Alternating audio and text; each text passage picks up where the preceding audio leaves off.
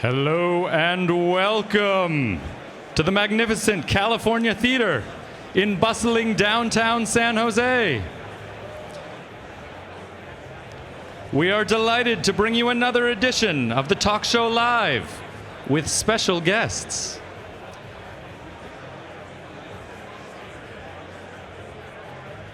And now, here's your host, John Gruber.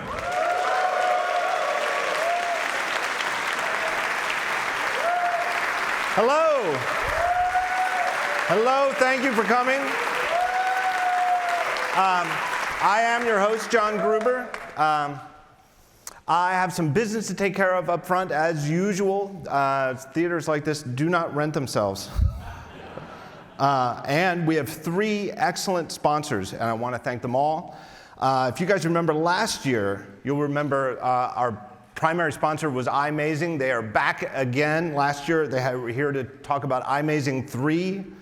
They are back this year to talk about the best experience for managing local iOS backups, device backups, including snapshots like Time Machine. That's what iMazing does. It is a beautiful native app. It is also a robust app management tool for maintaining a local library of iOS apps like iTunes used to offer and doesn't anymore. And a lot of people want. iMazing does it, and it probably does it better than iTunes ever did, really. Helpful iMessage and WhatsApp chat extraction to PDF and other formats, including RSMF for legal and business apps. I don't know what that means, but if you do, it sounds like it's important for people who do, and iMazing does it great. They have a device file browser, data access, and data transfer capabilities that can be especially helpful for, well, let's say nerds, but developers, pros, system administrators. So for that last group, system administrators, this year they've got iMazing Profile Editor 2. It's the best way to work with Apple configuration files. It includes total app setup. It scans macOS app binaries and streamlines setting up all required configurations and permissions. It is designed to save time, reduce errors in complex deployment. There's also iMazing Configurator. It adds powerful capabilities for provisioning, supervising, and automating Apple iOS device setup at scale beyond what Apple Configurator offers. It streamlines MDM enrollment and migration processes. They've got a brand new, it's unique to iMazing, an enroll in MDM feature that allows devices to be migrated between MDM platforms while preserving the data on the device. This is apparently a big deal for people who need to migrate MDM stuff. I will just say, a lot of that sounded a little boring and nerdy, but if it's like your work, it's really important. But the thing about iMazing, it is like amazing to look at. It is not like, oh, look at it, this is like a nerd app. It's like a beautiful, like, you know, maybe nominated for an ADA type app that does all this nerdy stuff. It is perfect, honestly, perfect sponsor for this show. Check out iMazing 3 today. Save 20%. This isn't just for you guys in the audience. Everybody out there watching in theater, everybody watching later in the future on YouTube, save 20% by visiting imazing.com/thetalkshow. That's imazing.com/thetalkshow. Next, DetailsPro. They're actually sponsoring Daring Fireball this week, too. You might have seen them already. It is an app that lets you design SwiftUI things, apps, widgets, anything you can do with SwiftUI. Like, that's sort of the whole point of SwiftUI, is if it has a user interface, you can design it with SwiftUI. DetailsPro can do it for you. It runs. It's an app. You can use it on your iPhone. It runs on your iPad, runs on Mac. They also have a great Vision Pro app. With full features on all of those platforms. There are great templates built in that you can use so you can get started without starting from scratch, like an empty template, or an empty canvas. Templates for everything. It is really, it's a fast and easy way to get new designs ready for iOS 26 and Liquid Glass. It's ready for this. It's a perfect time for them to sponsor. You can use the basic tools in DetailsPro for free. The basic tools, a lot of the templates, free forever. Just download it, check it out, try it. There's a whole bunch of stuff you can do free forever. And then there's a subscription or a one-time purchase to unlock all the tools and all the templates. DetailsPro has been around for 5 years and has a really big, thriving community of UI designers and developers. And again, SwiftUI that just goes right into Xcode. This is real stuff that you design it and then right into production in Xcode. Really great stuff. Go to DetailsPro.app, one of those .app domains, DetailsPro.app. Our third and final sponsor, another great company. Not really developer-oriented, but I'll bet a real crowd pleaser here. Ooni, O-O-N-I. Ooni created a new category of pizza ovens about a dozen years ago, and they're going from strength to strength with their industry-defining products. Their range starts at just $299, but with Father's Day coming up, you should definitely check out the Koda 2 and Koda 2 Pro pizza ovens. Beyond pizza ovens, they're continuing to innovate. They've got a brand new Halo Pro spiral mixer, which is huge for people who need, they're sort of bringing smart stuff into the sort of, I'm not going to name names, but there's, a couple big names in the mixer category, and they're shaking things up, or mixing things up, but maybe I'll say. Finally, Ooni, they even got, there is sort of a developer connection here. They got a little mention in yesterday's keynote. I don't know if you noticed. I did because I'm talking to them for sponsorships, but that was pretty cool. Christian, the founder of Ooni, he's somewhere out here. He's a longtime Daring Fireball reader. He's in the audience tonight. He's I think still on cloud 9 because they got into the keynote yesterday, which if anybody's ever gotten anything in the keynote, it's a big deal. So my thanks to them. Go to Ooni, OONI.com/thetalkshow. OONI.com/thetalkshow. And that's good for a 10% off. That code, thetalkshow, 10% off. So my thanks to all three of those sponsors. Wouldn't be here without them. Speaking of not being here,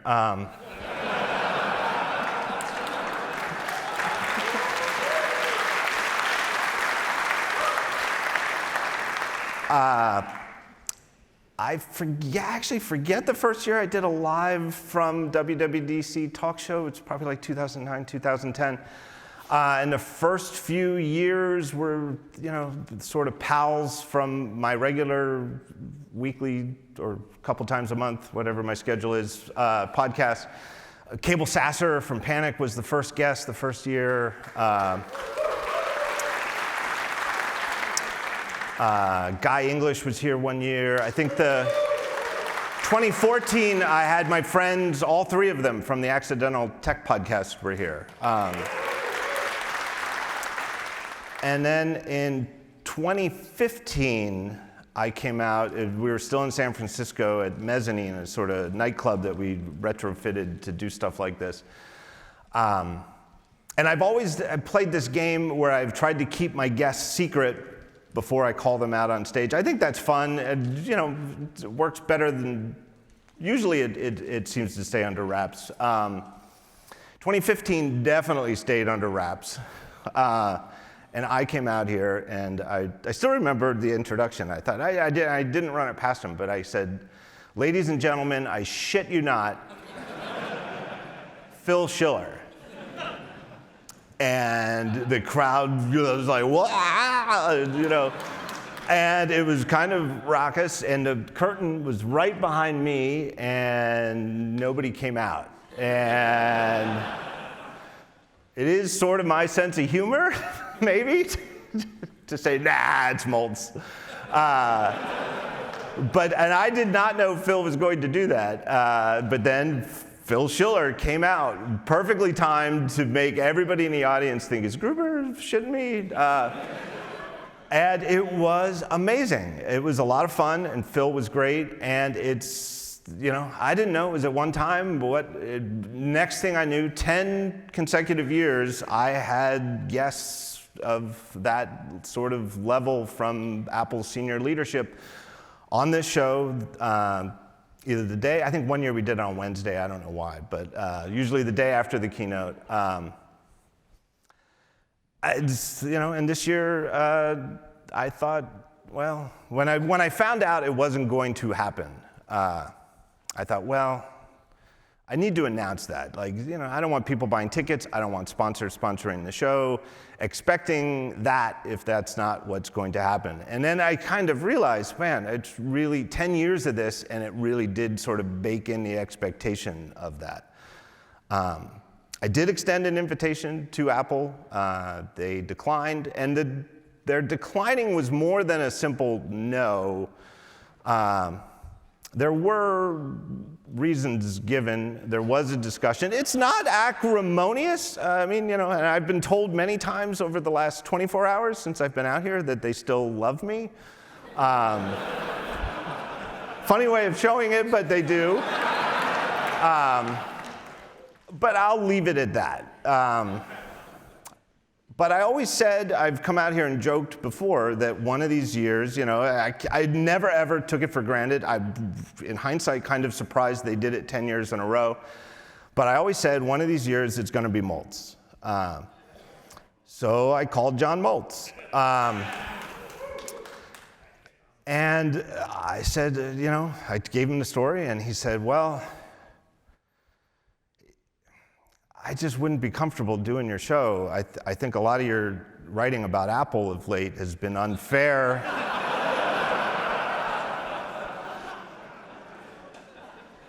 You had that piece that you titled "Something is Rotten in the State of Cupertino," and I just wouldn't be comfortable. After you wrote that, I wouldn't be comfortable coming out on your show. I don't think that was fair or accurate. And I said, John, that was, what parts of it do you not agree with? And he couldn't really put his finger on anything in particular that wasn't accurate, but he just said he wouldn't be comfortable. And I thought, well, I've got other friends. And I do. I have two of my best friends, and I think you're going to be very, very happy. I think we're going to have a very good conversation. So without any further ado, Joanna Stern and Nilay Patel.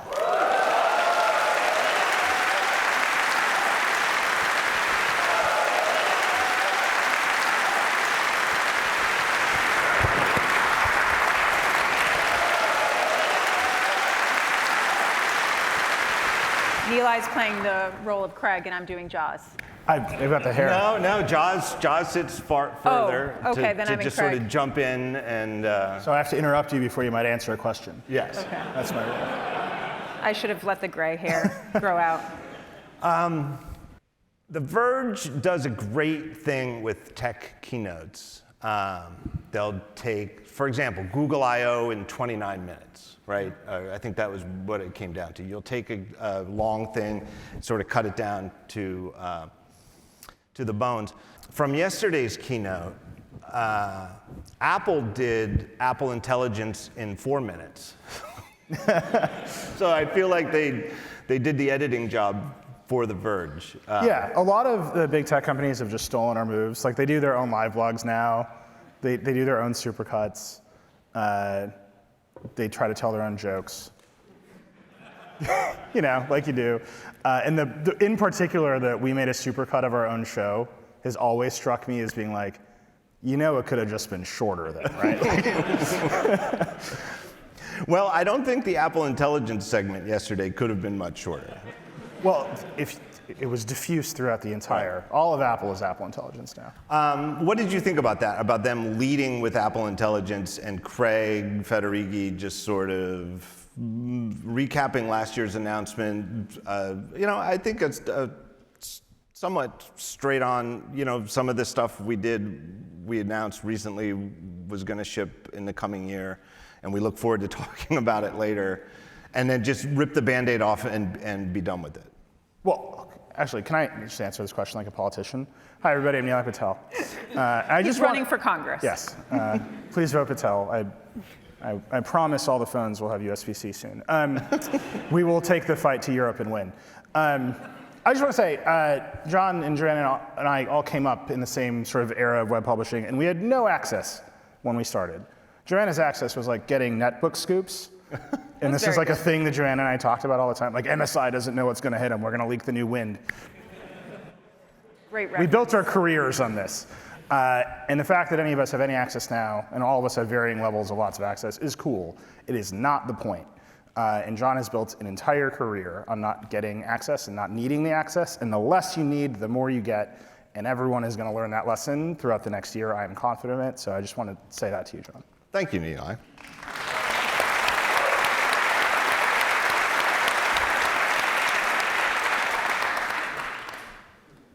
Well, they are talking to some press, and in fact, Joanna, you had Craig and Jaws on. You see, there are varying levels of access on the stage. When they asked me, I was like, this is gonna be awkward. I was like, yeah, I'm gonna have to tell John.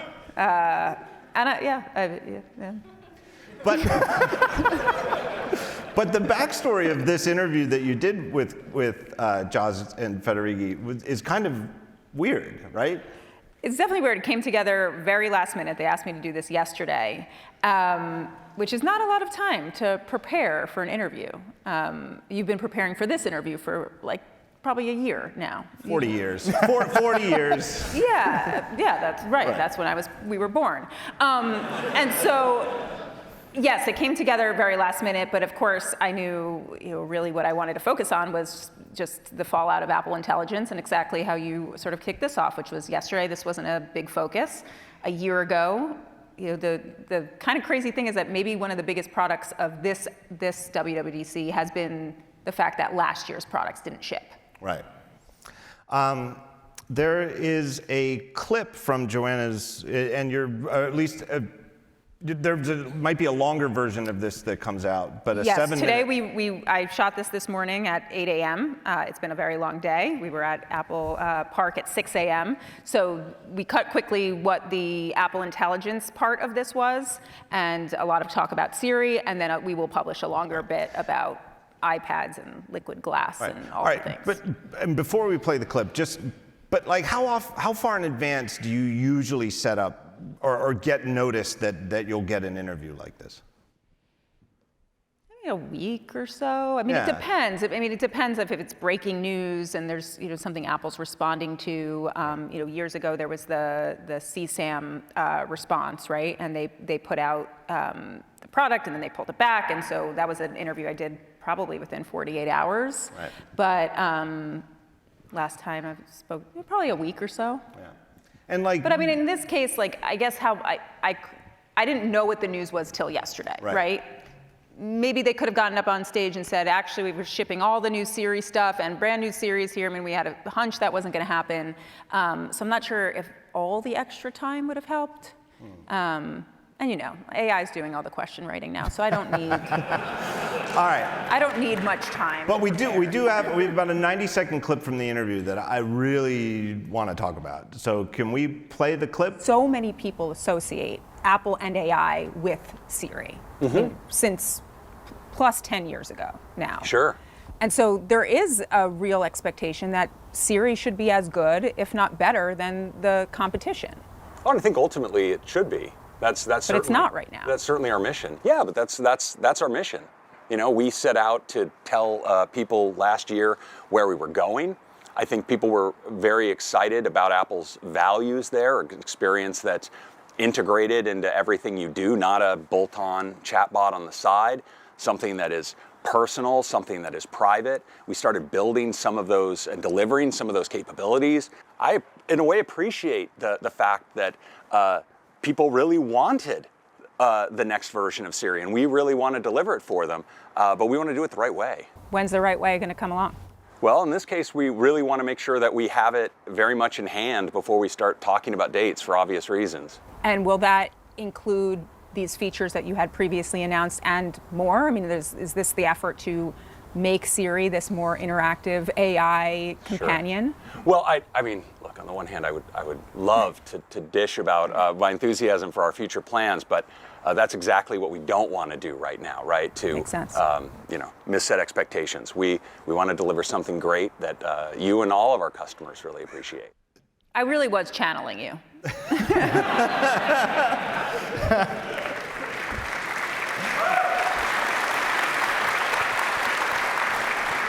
No, the best thing to do when you make a mistake is to address the mistake and not do it again. But it's almost striking how, Craig is Craig and he's very smooth, but I love that for obvious reasons. Yeah.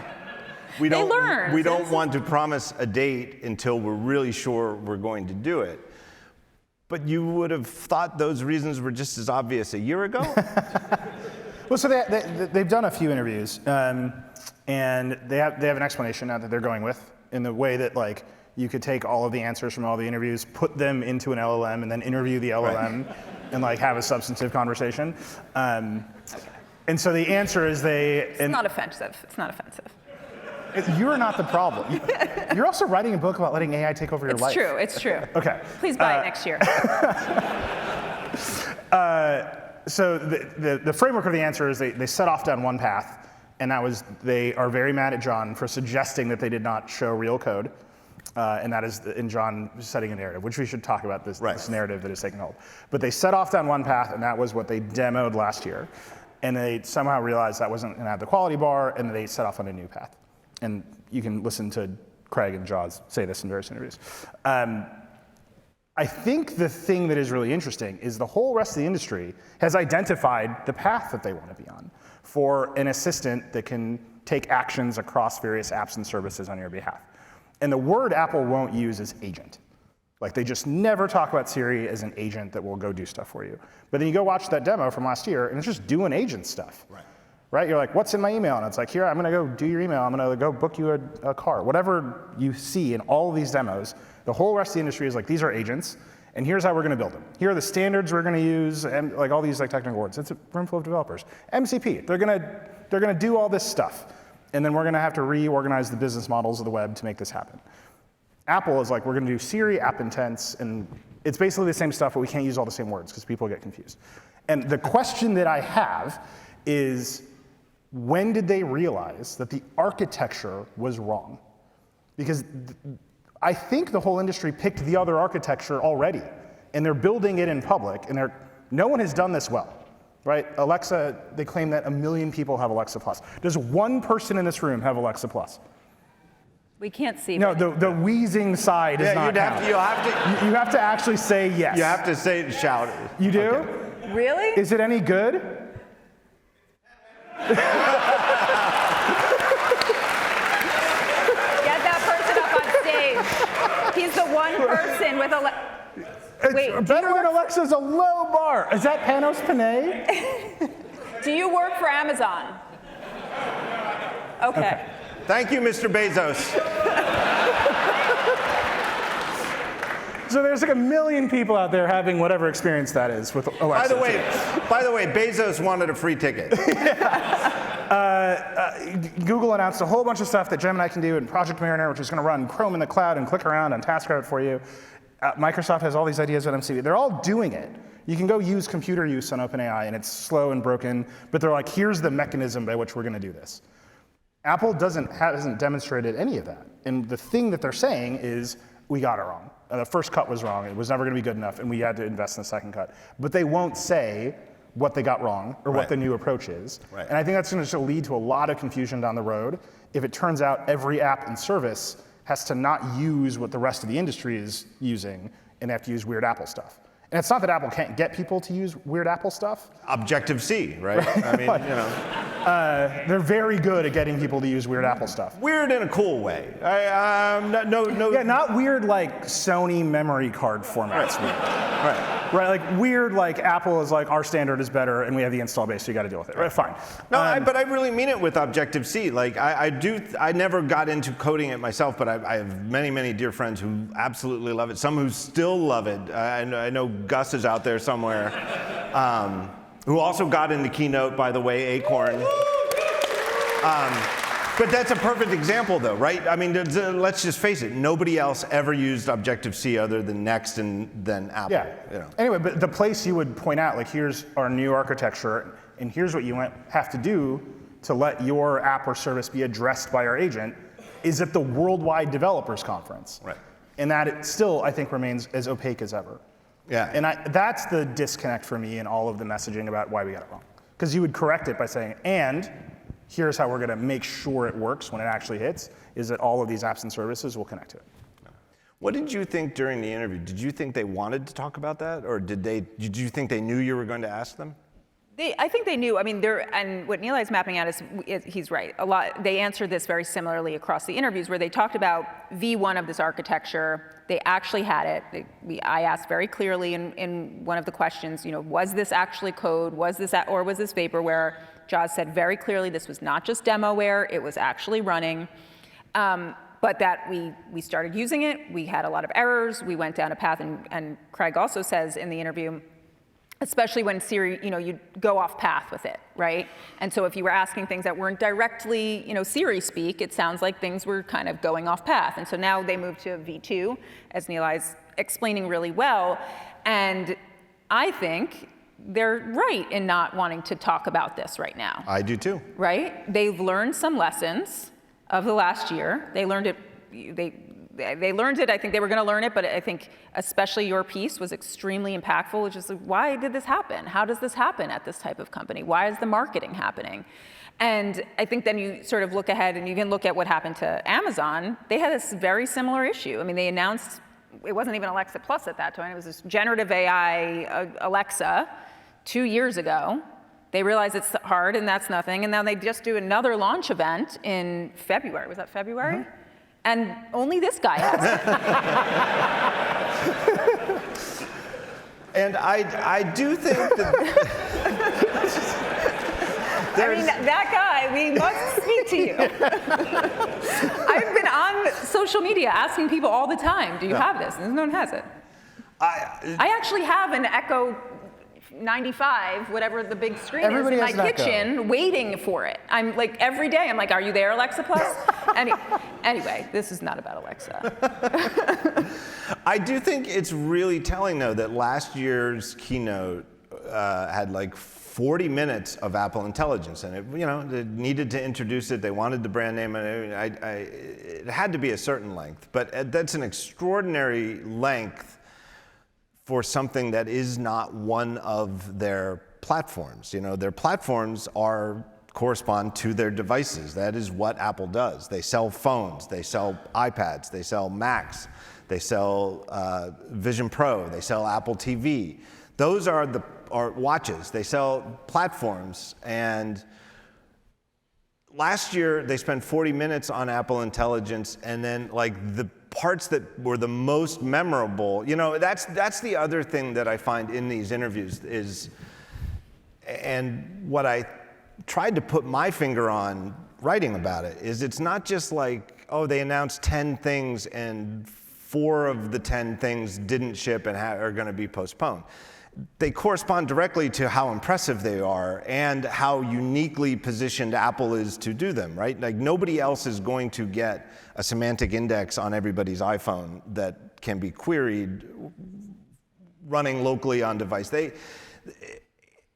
And yet this year, with only 4 minutes up front for the whole dedicated Apple Intelligence segment, I thought the keynote as a whole was way stronger on AI and LLM than last year's, and because it was done in the context of Apple's own platforms, apps, and features.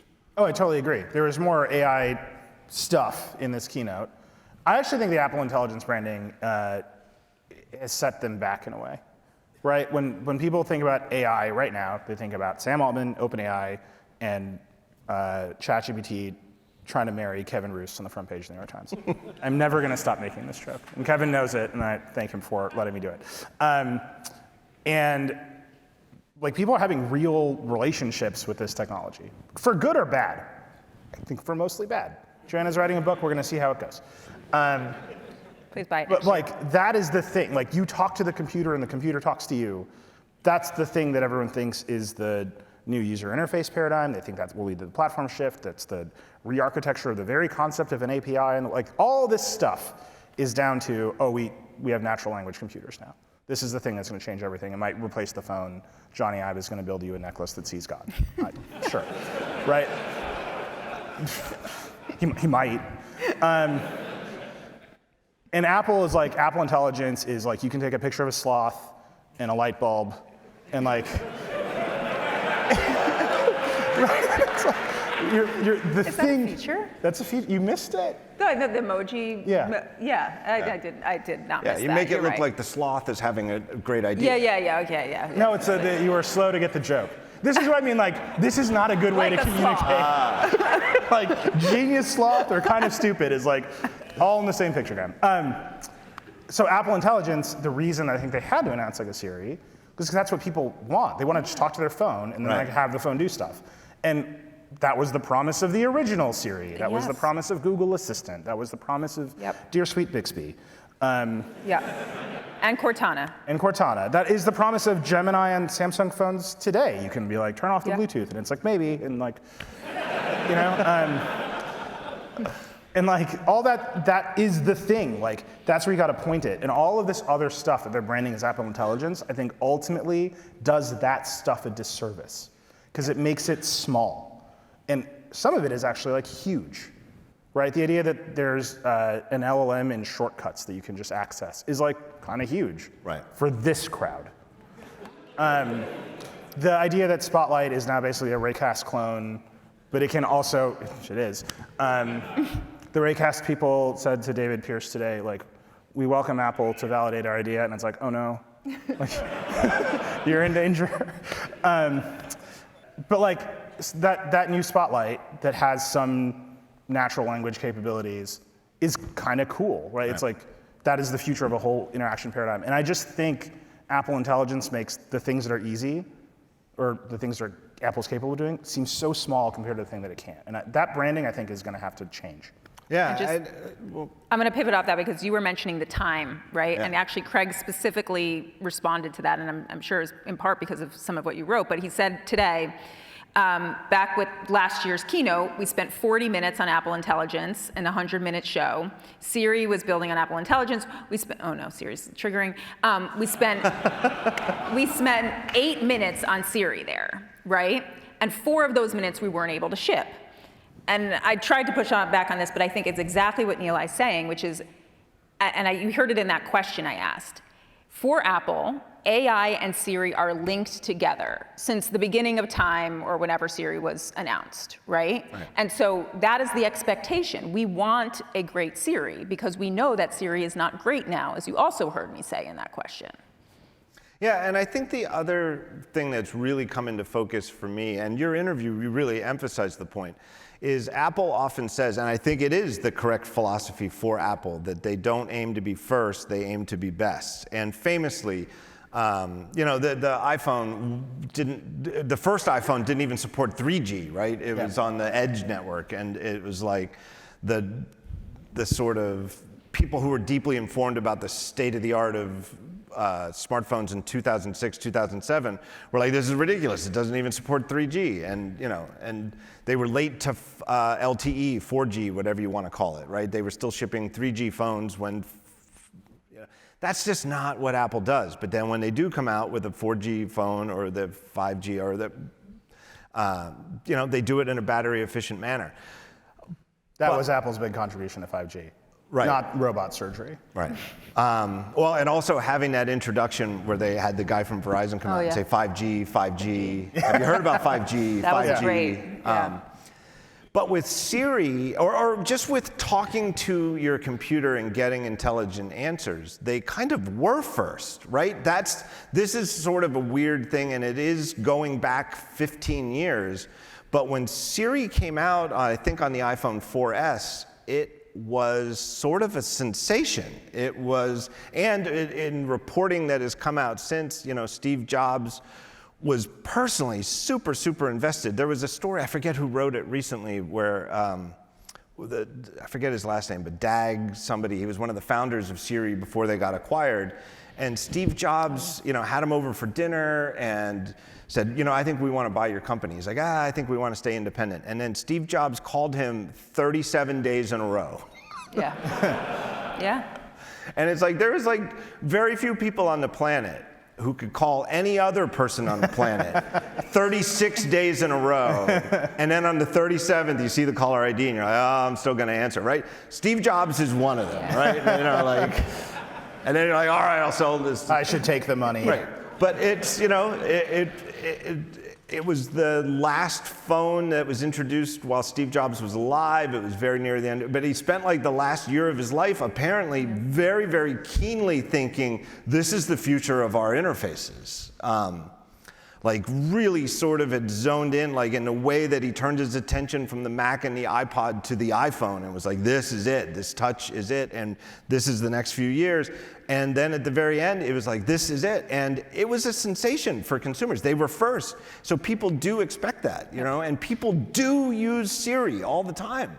And that's where I really, and I regret not having time to ask this question, but you know, where you look at the incumbents and the fact that they have to rebuild, right? They don't have this fresh start. They don't have, you know, a field in front of them with nothing in it. They've got to take what has been there, and that's what you're seeing with Alexa. That's what you're seeing with Google, in some ways with Google Assistant and meshing these. And you know, OpenAI can just start brand new, and you can have this assistant that, yeah, sure, it doesn't always tell the truth, and it doesn't control anything in your house, and it doesn't do all these other things, which is, they don't also have the billion-plus user baggage. Well, they have a lot of users now. I mean, the problem with the original Siri, and like, you know, the knock on it for the past decade, is that like, it's not very good, right? And what they mean by it's not very good, and this is true of every statistic, I think, of every voice assistant we've ever covered. People use them to set timers and to play music, and then everything else is brittle, right? And open the garage. And Joanna and I, in particular, open and close each other's garages at will. Shout out to Miros, official sponsor of Nilay and Joanna. And it's that brittleness that I think is just, it's kept adoption low. No one's been able to solve it, and LLMs might solve it, except that LLMs aren't reliable. And then you see, oh, it actually doesn't matter if they're reliable because everyone will just talk to ChatGPT all day long. And that's the thing that has everyone excited. And I think these big platform companies are realizing, well, if the assistant doesn't get it right, or if the assistant lies to you about an action it's taken, that's even more brittle, right? And in some cases, dangerous. And I think that's the wall that they've hit over and over again. And yes, Apple said they were going to ship a thing that they didn't ship, but like all the other companies have all promised they're going to ship a thing that they haven't been able to ship, right? And the only difference is that you can play with the broken ones from the other companies, and that's not Apple. And I think that's what got them in trouble. They're like, oh, everyone else is doing like this like quasi-vapor stuff, like we'll do it too. Yeah. And then they're shipping in public and Apple isn't, and that has put them at a disadvantage. Yeah, And I think it's also like the fact that the other Apple Intelligence features, I mean, I think if we could see anyone's hands, like a show of hands of how many people are actually using Apple Intelligence features. Probably not that many. Any show of hands out there? Oh, we got the lights on this time. All right, we've got some. Vastly more than the Alexa people, I have to say. Yeah. We've got some, but I think that that was a big criticism as well. Yeah. Right? Like, Right. maybe you're not using writing tools or I mean, I'd love to have a deep focus group with these people about if you're using Genmoji every day. But, you know, I think that was also the criticism. Right, and Image Playground is another perfect example. I mean, and you guys are in this, you know, we do the same thing, and throughout the last 12 months when they'd be introducing new products, maybe it's the MacBook Air or the MacBook Pros or it's new iPads came out, and there's always a briefing and there's a prepared demo of look what you can do. And every single one of them for every product had some part where it's like, and now, you know, I'm making an invitation for my daughter's 12th birthday party. Why don't I go to Image Playground and make a picture of her doing something? And it's like, I don't know anybody in the real world who used Image Playground to do anything. And it's just not, if you were going to use AI to generate a picture like that, Image Playground over the last 12 months was not only not best of breed, it really wasn't even competitive. Yeah. But you know, there are tens of millions of people doing that in ChatGPT. Right. Right, and that's the, I think that's just the problem is OpenAI is just able to fail in a very different way, right? Because they're perceived as new, but also like they're releasing new features in public constantly. Right, they're like, here's another thing they can do now, and whether or not that thing is good, like they're just moving forward in a way that doesn't require their product to be complete. And and just to stick with it, with the image playground, one of the thing that really stuck out to me yesterday in the keynote was that they said like the big new change for image playground this year is that one of the options is like, you could do like Pixar style, but they have a new name for it, illustration style, and then there's like, just have ChatGPT do it.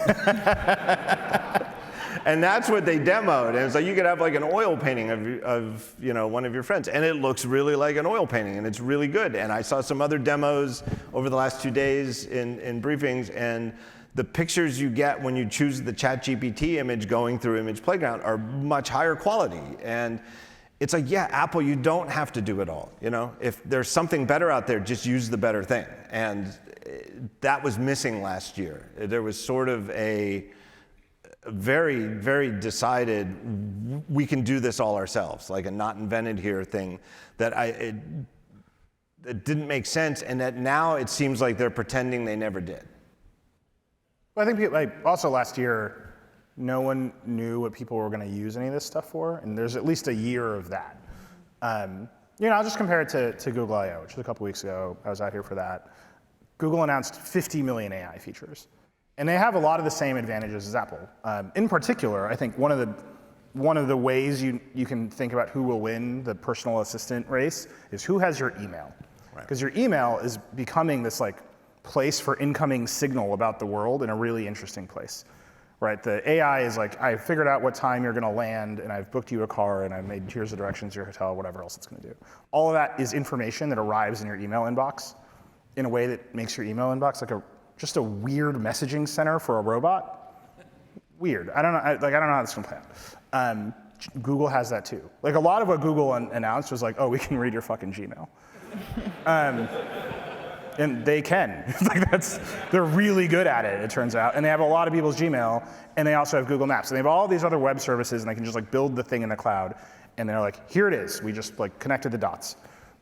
And like I saw people at I/O being like, oh, this is everything Apple announced at Apple Intelligence last year, and Google's going to actually ship it because they can just connect the dots in the cloud and like give it to everyone. Google has to actually ship it.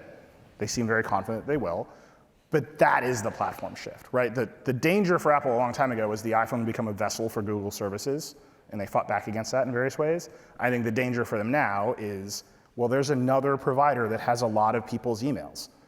And that personal data store is really, really important as we think about where the information about your world comes and goes. Apple has other advantages, right? They've got email, they've got iMessage, they've got all this other stuff. But you can just see, like, oh, the other company is ahead because they've built their entire platform in the cloud and they can just rev it really fast.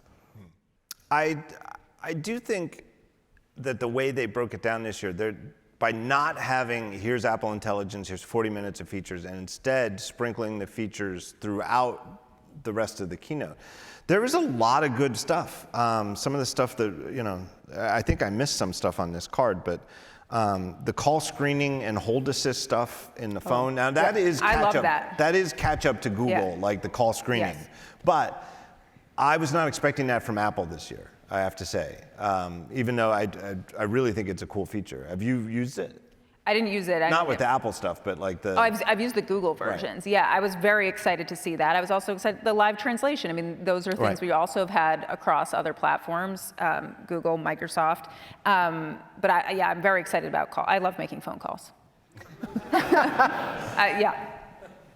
This is what I mean, by the way. That stuff seems small in comparison to the thing that they didn't ship. Right. But those things are genuinely useful quality of life features that rely on a whole bunch of ML algorithms and AI and all this other stuff that you need.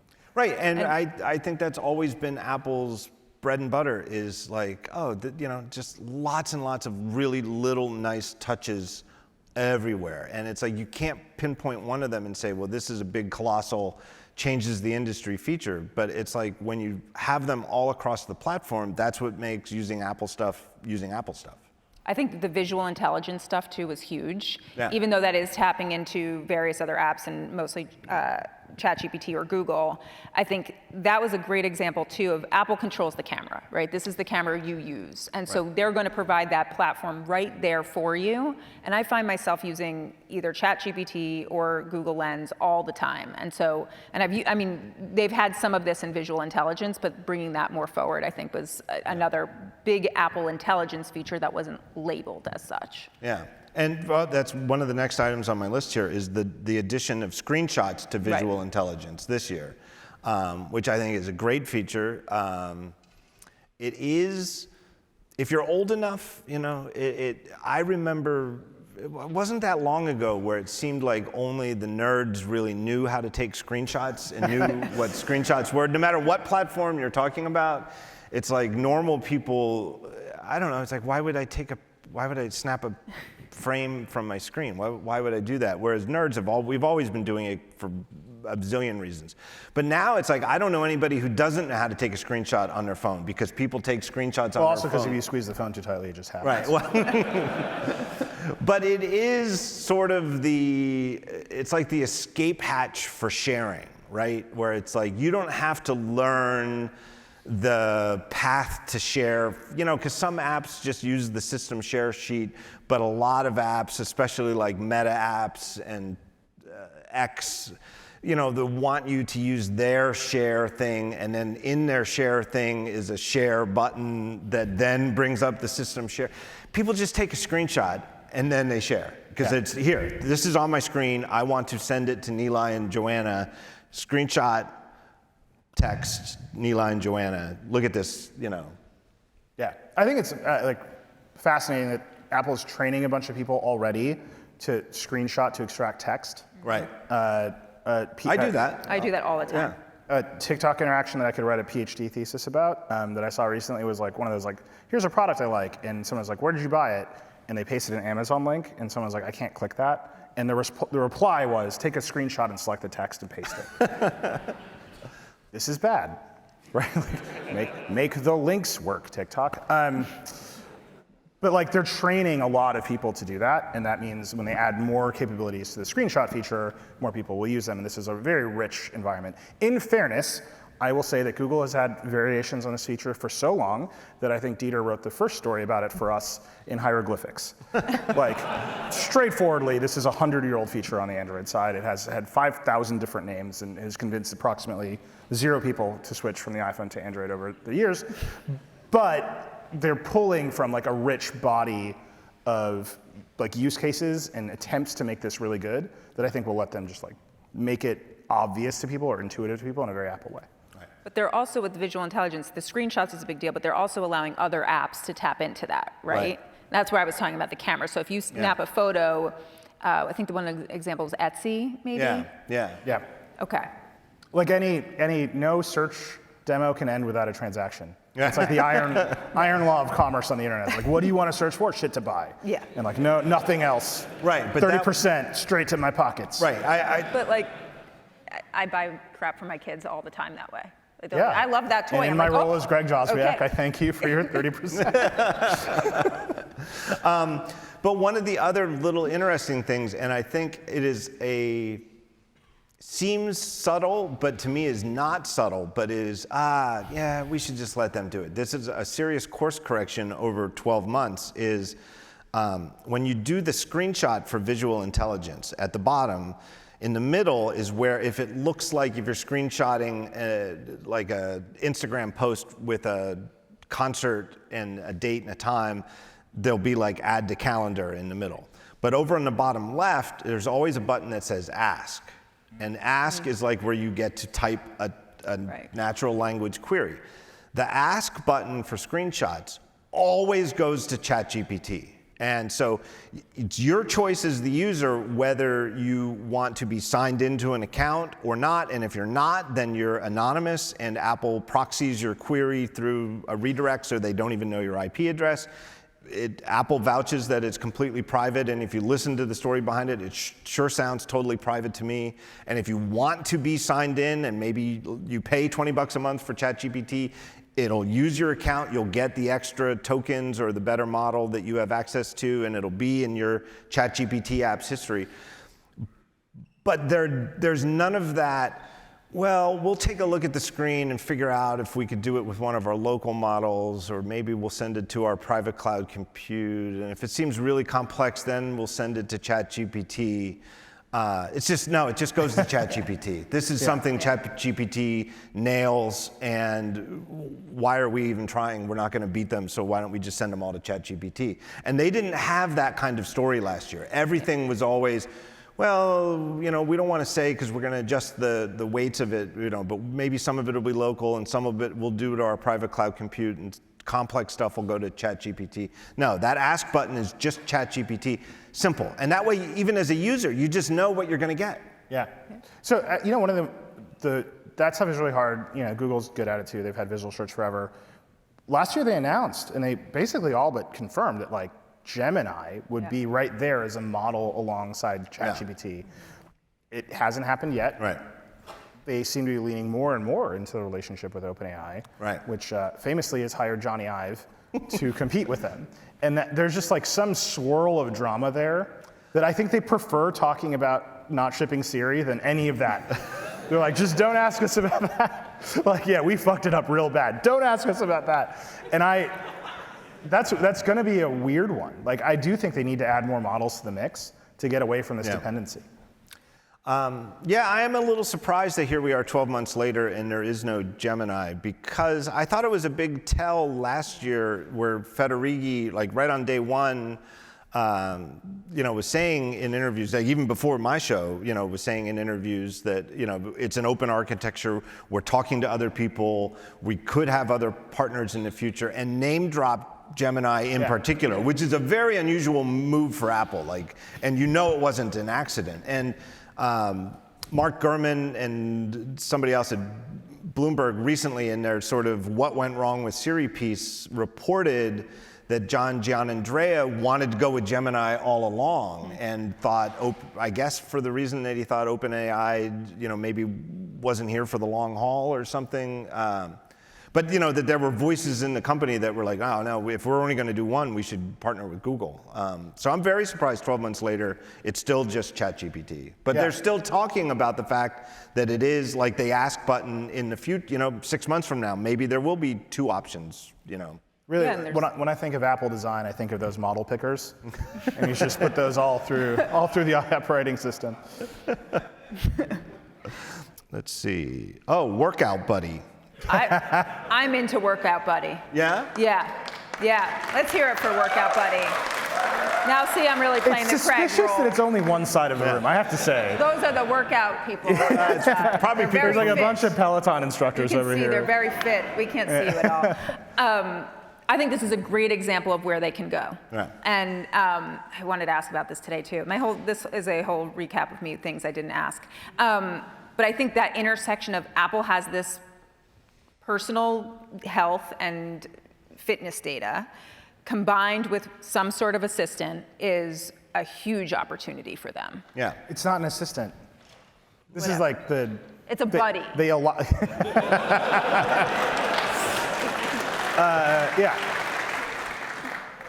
Look, work is a family, Joanna. You can't talk to it. Yeah, you can't talk to it, but we will one day. You Yes, as Craig Federighi, one day you will be able to talk to it. No, but I think it's a step in that direction. What I don't like, and did you see it in one of the briefings? Yeah. Is it's very nice. And like, if you don't, like, if it's like, oh, it won't tell you haven't done as well as your last time. It's so Apple. It's like, we want to be nice. We want to be gentle with this. Yes. It's like, no, you did not fucking run as fast as you did yesterday. Speed it up. That's what they said in my briefing, that like, they said it as a selling point, that it's always upbeat and it's always cheerful. That is not upbeat for me. And always encouraging. And I said, well, I raised my hand, and you know, it was like 4 or 5 of us, and I said, well, that's not a feature for me. I would rather have like, and they're like, a drill sergeant. I'm like, no, not a drill sergeant. I'm thinking like 1980s gym teacher. You know, I need Workout Buddy. Yeah. Workout Buddy cuts the power to the PS5 and is like, get down there, get to work. Like, I'm thinking back to like when I played high school basketball, and the way my coach, you know, like when like beginning of the season when we're running wind sprints to get into shape, it wasn't like, hey, John, come on. You know. Yeah. You want AI John Gruden just like screaming at you. Gruber, come on. That's what got me running, you know? I just, like, this one to me is another one where it's basically just notifications, right? It's like keeping a timer about your pace and then telling you did a good job. And there's a text-to-speech model that makes that happen. Sure. But it's looking at data from your previous run, or whatever workout, but previous runs. This is a spreadsheet that can talk. Okay. That's a good first step. Maybe. Mm-hmm. I think people think that they could talk to the buddy and be like, am I on pace? And it might answer the question. And instead it just like pops up in a chipper voice to be like, you're awesome. Right?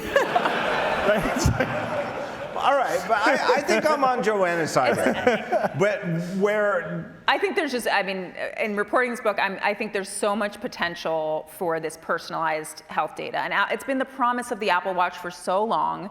I wear this thing, it knows so much about me. It's never given me that proactive information. And maybe combined with their models, someone else's models, that has the potential in the future. Yeah. Well, I mean, let me ask you point blank. Do you think they should have shipped it this year or not? I think that a one-way workout buddy that you can't talk to interactively, but gives you live, like, hey, you just crossed the 5K barrier, for the 6th time this week, as you cross the 5K barrier. John, I think people are falling in love with their laptops, right? Like, we've crossed the line. Like, people have girlfriends that are robots now. If you say something's a buddy, I think the expectation from consumers is you can talk to it and it can talk to you, right? Like, there are entire companies that just can do this.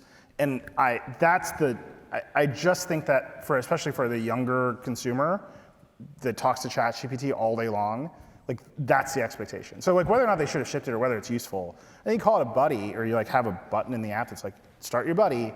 I think the expectation is like a two-way street, not just like a chipper spreadsheet. But like maybe like all the other fitness apps are doing it. Right? The Runkeepers have done something like this for a long time. But like you all know that people think they're in love with their phones. Like they're like, my friend is here and I love it. I'm gonna get married to it. Gary Vaynerchuk is out there being like, we're gonna marry the robots. Like, it's over. Like, put your mind in the right spot. Infinite TikTok clips of him saying this. He knows what that algorithm wants. But the last thing I want to talk about with AI is the developer-oriented news. And I think there's two parts that I want to talk about. One is that they have these APIs to the local foundation models so that apps can run things locally. This is what I've been waiting for. I wanted to hear the reaction to this. And soon they will be in love with your apps as well. Right. This is a customer support nightmare. Right. These are small models. They run locally. You are not going to be able to make a competitor to ChatGPT in an app that uses this. But like for little targeted things, I think there are going to be like 1,000 different little things that each app can do. And from what I've been able to glean in like a developer-oriented briefing today, it really integrates very well with Swift, where you can sort of like do things like, and I know this is a big deal, because it was one of those things that blew my mind away, was reading a thing in the last year that LLMs are more reliable returning Markdown than JSON. And because you'll say, I want this data in JSON, and JSON is a format where you'd want data to come in, and they're like, well, yeah, but they'll hallucinate where the parentheses go and some of the curly brackets. And so you have to like validate it before you actually trust it. And the APIs for this are like, no, if you set up a struct in Swift and you say, this is what I want it to be, it's guaranteed to give it to you in that format. Now, maybe you won't like the answer intelligence-wise, but you won't have to like validate the data. Developers are super excited about this, but it almost feels like one of those things that's like, last year's announcement seemed a year ahead of time, right? Like, why were they announcing any of this? Why were they announcing Apple Intelligence when they didn't have a story for developers to put in their own apps? Now they have that story, at least but it sounds like really, I mean, I've been very interested about what people will build with this. I think it's hard for us to imagine yet, and I think especially around, when you ask Apple what the benefit of this is to developers, there's two. One, it's free, and two, it's local and there's more privacy. And low latency. And low latency. So,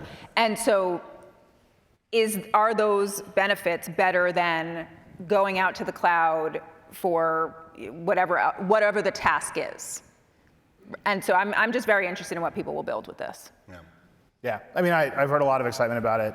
The latency piece is really interesting. Like, fast but worse is like there's some value to that, right? But not all the value. So you get the feeling people will have a hybrid approach.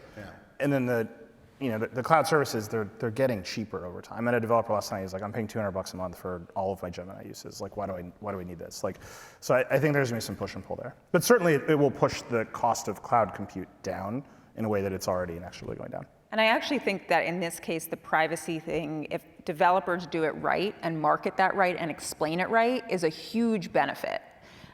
I will tell my story. Nilay knows about this, but I wore this recording device, this AI recording device a few months ago. Should really start wearing it again. And it recorded everything in my life. It's called the B. Limitless makes one too, but the B, and it recorded everything 24/7. And the way it would work, it was Bluetooth runs to the iPhone, and then they use a cloud model. And I was freaked out about the fact that this is a cloud model, that I have all of my life's recordings, everything going to the cloud of this company. And I think that this is a situation where they could, if they had this type of capability from Apple and access to these foundation models, I would have been like, okay, I'll keep wearing that bracelet. Right. Yeah, it makes a big difference. But not around me. No. Not around my family. No one really wanted me. No one wanted me to wear the bracelet. The other thing that I thought was super impressive, it really feels like they have a really good story for Xcode and developer tools, and like a chatbot you can open on the left and do the sort of things you would command tab to a chatbot app, but it's right there in Xcode, but with all of the knowledge of your Xcode project, because it's right there in your project window, and so it knows, you don't have to tell it, here's my project, or here's the path to it. It just knows it. Really, they're not calling it Swift Assist. The whole Swift Assist thing they announced last year, and again, it just felt like so much of last year's announcements were, we have to say something big about AI right now, this year in 2024, ready or not. And it feels like what they're talking about now, developer tool-wise, is like, oh yeah, we spent a whole nother year and figured out what was working and what wasn't. And one thing that Apple seemed to realize is we should just farm out to ChatGPT. And in Xcode's case, they already have it. I think you have to be running macOS Tahoe and Xcode 26. But they already have it where you can use your own developer key and use another one, not ChatGPT. They have integration with Claude, and that's what people expect, right? They expect, with every 2 months somebody leaps ahead of the other in terms of what is the best coding agent, or you just hear that, the new Claude 4 is so much better at this, and you're a developer and you're like, well, I'll try that. Xcode is set up for that sort of race. Like, this Xcode that just shipped is set up for 2 months from now, there's going to be a new King of the Hill, and 2 months after that, it's going to be a different one. It's set up for the incredibly fast world of this. Yeah. Do people here are using Xcode and Cursor or Copilot or any other ones? Is there a mix? You're right. There's one boo. I think that was a woo. Somebody from Xcode. Is that a woo or a boo? Who knows? Woo. Confusing, but we're going to go with it. The race isn't just in the models. That's kind of why I asked, right? The models are leapfrogging each other, but they're kind of hitting a steady state, and the incremental gains of the individual models are whatever. Especially I think in the coding domain where Claude is very good at it. But I know big companies that have shifted from Copilot to Cursor, and the engineers are happier at the big companies. And this was a big shift, right? Like a cost model shift for a company that already has a big Microsoft contract or whatever. I think this is where Apple can plug in the new models, but Cursor has invented a new way of doing things. Right. And that's what they're going to have to compete with. And I'm sort of interested to see how that race plays out, because this is the most mature AI field so far. Right. And it kind of makes sense. It's a bunch of engineers being like, what can I do engineer stuff with? And it's a closed loop, in that way. And that's kind of how all tech works in the beginning. But it's interesting that Cursor, they just raised a bunch of money. They're the leader. Yeah. And I don't know if Apple perceives them as the leader yet. Yeah, I don't know either, and I do think it's a serious threat. And I know, I mean, this is WWDC, and it used to be so really like the people who came and everybody who even knew the letters WWDC really were developers. And now it really is Apple's sort of, here's our software plans for the next year. And it is, you know, the keynote itself is very, very consumer oriented. And they even like sort of made an exception, you know, like we'll even talk a little bit about developer tools in the keynote. But, you know, mostly, you know, go get lunch and come back for the State of the Union, you know, where they effectively have a second keynote, which really is for developers. But I think in this case, it is important because part of Apple's developer story wasn't just we have these cool platforms that have lots of users. It was, you're going to love writing software for our platform, right? That was what I heard over and over again from all of my developer friends when they fell in love with Cocoa in the early 2000s. Even when, like, you know, it was like 50-50 split between the people still using classic Mac and macOS 10, my developer friends were like, I can't wait for everybody to get on macOS 10 because the Cocoa is the future, and this is I don't want to go back to writing software the other way. This is so great. And then it was all there poised when the iPhone came, and boom, there was this whole market of developers who already loved writing Mac apps, who already knew how to write iPhone apps, and they loved doing it. They're like, this is amazing. I just wrote an app and it's on my phone. That sort of enthusiasm, like I'm having more fun programming than I've had in a while, I only hear that now from people using Cursor and Replit and other tools like that. And it sounds weird if you're one of the 2 billion people out there who just uses an iPhone and an iPad or something like that. But it really matters if developers really want to be using the tools and writing those platforms, writing for your platform. I'm going to sound like a total AI booster, so some caveats. One, I don't know if this industry is built on technology that will last, right? Like LLMs have some sort of finishing point, and I don't know where it is. I think there's like a fatal copyright flaw in all this. I'm only laying this out, like it might just kill the whole industry, who knows? I'm only saying this because I'm going to sound like a just naked AI booster for 1 second, so just like that's the caveat. If you look at the rest of the industry, if you look at Google I/O, Sundar Pichai told me on Decoder, the future of web results are we're going to just like one-shot code custom web apps for you that are the search results page, right? You're going to ask about some Yankee stats, and we're going to build you a data viz on the fly, real time, using a vibe coding tool like in the back end that the robot will use. We will enable millions of more people to vibe code and write one-shot apps and deploy them to mobile. Like this is what they think the platform shift is at scale, is millions and millions of more people generating millions and millions of more applications. He also told me that he thinks the web is a series of databases that agents can go and build applications out of by remixing. If you care about the web, you're like, stop. Hold on. Your scientists were so obsessed with what they could, right? Like, but that's the rest of the industry, and they are racing towards it, like absolutely racing towards it. It's not just developers who are excited about building this stuff. It's like a bunch of kids on TikTok are using AI agent automation platforms like N8N and building little logic agent things. And most of them are toys, and a vast majority of them are like, let's pirate Instagram Reels to make money on TikTok. Stop. Like, but there you see, like, here's like thousands of people who are just excited about building loops and having the loops do stuff in new ways with new tools. And I just think back to like the Web 2 days, like, oh, that's the thing. That's what's going to happen. Right? Do you remember there's a site called Mashable? Do you remember what Mashable started? Mashable was like, APIs are a revolution. And then Facebook was like, no, they're not. Just ended that. And like, I see that, this is why I'm saying I'm sounding like a booster. I don't know if it's going to play out. I don't know how it's going to play out. I don't know if it's going to be successful. That energy is very familiar to me. That's what's making me take it all seriously, is once you have all of these people building new kinds of experiences in a new way with new paradigms of building applications, something will change. They're not going to go back to the old way. It might peter out the way that, the sort of like Web 2.0, we're going to make everything out of APIs on the web, sort of petered itself out. But it will lead to a next class of applications, and I think that is fundamentally fascinating. I want to go back about 2 minutes there You're telling me that after Google I/O, a senior Google executive sat for an interview with you? And answered your questions? Well, Some of them. it was there, yes. And all of them are like, what are you doing to the web, dude? I think sometimes, look, all these executives are super type A, and I think they like the fight. And I think sometimes they choose the fight, and they want to show their companies they're in the fight. Sometimes they don't. You're just in a timeout. You've been put in a little timeout. I do this to my kids all the time. You're going to come out of timeout.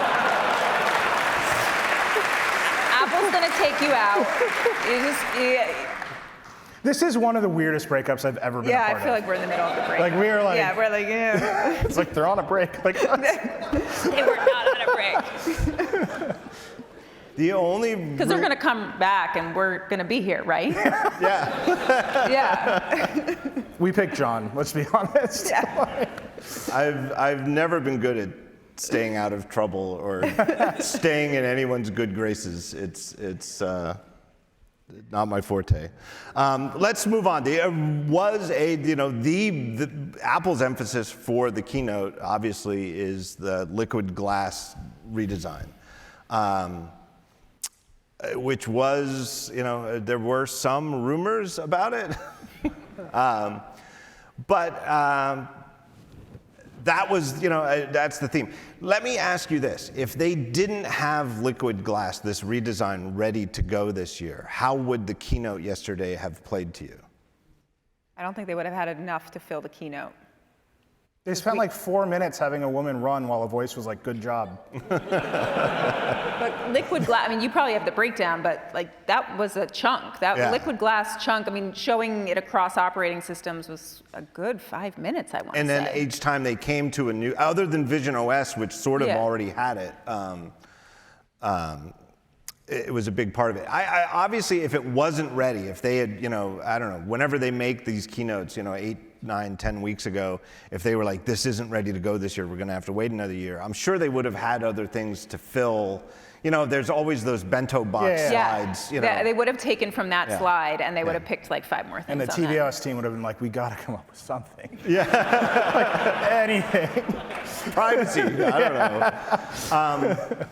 And I'm not slagging them for it, but I think they thought, well, we could do this year, and it'll make for a theme, and it's a splash, and it's sort of, 2025, that was the year they came out with the liquid glass interface. But without it, they would have filled it, but it would have been even more so like just a, quote, regular WWDC, right? They've had, I forget how many, they're up to like 40 or something, I don't know, but it's a very long time that they've been having annual worldwide developer conferences. And most of them, if you went back like through all of them, are just like, here's some updates to our platforms, and there's new APIs, and we've added some new features here, and that's what they are, and that's maybe inevitable that some years that's what they're going to be. But I kind of feel like Apple's been king of the tech company hill, and more often than not over the last so many years, the single most valued company in the world. And 2 years ago, they had the big Vision Pro. It's an all-new platform, and it's an all-new way of computing. And then last year's Open Apple Intelligence, where they've sort of set themselves up where we need something big. We need like a big central theme. Well, and the reporting from Gurman and others has been that this is the precursor to set up for some really new hardware products. And I did try to ask them about that today, and they didn't budge. But I think that's exciting, and I think if that's what developers and their diehard fans are thinking about, which is, okay, this is a beautiful new software, or there's a lot of potential here, what is that going to look like on a thinner iPhone or eventually a foldable iPhone? That's exciting. Right. Or, glasses that, have some kind of heads-up display that projects through the real world. And they've been really clear about that VisionOS was the real precursor here, that this is what prompted them to go through this design change. What are your thoughts on liquid glass overall, Nilay? I talked to a lot of people over the past couple of days who are like, oh yeah, it reminds me of iOS 7. And I am interpreting that as a trauma response. Just, that's not like a good memory. It took them 2 years to get out of the corner they backed into. Right. They talked about kind of like a lot of shit about iOS 7 in the liquid glass presentation. Yeah. They're like, this was a time of relics, like dinosaurs roamed the earth, and we were like, get rid of all the, it's like, okay, like this is lasted a really long time. Yeah, it was sort of pitched as like, Retina screens were new, and so we needed a reaction that was Retina screen first. And then I forget the exact words, but they were like, and there were some interesting color choices. Yeah. And I can't help but think that it is like the coldest and subtlest of Cold War between Johnny Ive and I.O. and Apple. Like, I kind of feel like if Johnny Ive was only helping Ferrari do their first electric car, maybe that dig about the color choices in iOS 7 wouldn't have been there. Maybe. You kind of, I don't have any reporting to back this up. I just know that I've spent a lot of time on the new Airbnb redesign. And Airbnb redesign has lots of, like basically like skeuomorphism is back. It's like they all but said it. You see, there's lots of animations, lots of texture, lots of rotating 3D elements, and like that's where his head's at. And liquid glass is not that, right? And maybe they're doing it for glasses. Maybe they were inspired by the famously successful Vision Pro. But like you can't see through a phone. And so like everything being this transparent to me, they're gonna have to back off of it.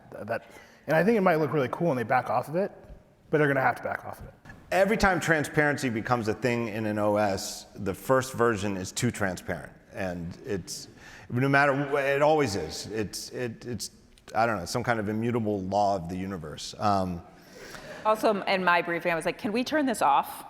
And there are settings to basically turn this off. Yeah, I'm sure, because the accessibility stuff is, for accessibility reasons alone. But what I kind of hope for, and I haven't hunted around for it, is something less than a full-fledged, full accessibility. Just make it totally non-transparent and flat, something in between. Like you want a glass slider? Yeah, I want a glass slider. I want to turn down the glass. Yeah. Well, did you see in the video? There's a part of this video. It's very brief, but they would have you believe that Apple's designers printed out full-scale mock-ups of the interface in Lucite. They played it on stage. Yeah, that's what I'm saying. It was the briefest of panning shots, and it's a designer holding a full-scale Lucite icon, and it's like. That's the opposite of skeuomorphism. The most not real thing you can do is be like, we're gonna print an icon in glass and look at it together. There's something about that where you've gone too far. You just dial it back a little bit, it'll be fine. And then the other thing that really got me, I'm actually curious for your take on this. There's a lot of contextual and dynamic user interface elements all through it. Right, we're going to put the menu here where the object is, and you'll click on it, you'll expand the menu right in place. And every time an operating system heads in that direction, they always go too far. We're going to get all this shit off the screen. And then the pendulum has to swing back because you need some consistency and predictability. And Apple's usually been pretty good about predictability versus contextual UI, and this seems like they've gone all the way in that direction. I think I know what you mean. And I'll always go back to the Mac menu bar, which I think is considered so boring, and Apple kind of got away from it. And they're still making it invisible now, and it's like, come on. That's what I mean. I think, it used to be if you needed to make a thumbnail of a Mac desktop, how you knew it was a Mac desktop is there would be a couple of rectangles for Windows, and then at the top of the whole rectangle would be the white bar across, which was the menu bar, right? The menu bar at the top of the Mac screen was sort of the definition of the Mac. And it's still there, but it's out of your way, right? It's the opposite of contextual. It's just throw your mouse to the top of the screen and go to the view menu. They can go too far. One thing I noticed is that some of the stuff that I've seen so far playing around with iOS 26, which is a weird number, it's disconnected By the from way, what you see. they did an interview with Esquire about the version numbers, in case you're wondering where the hard-hitting. What did they say? They're like, it was time for a change. This was a TikTok. Oh.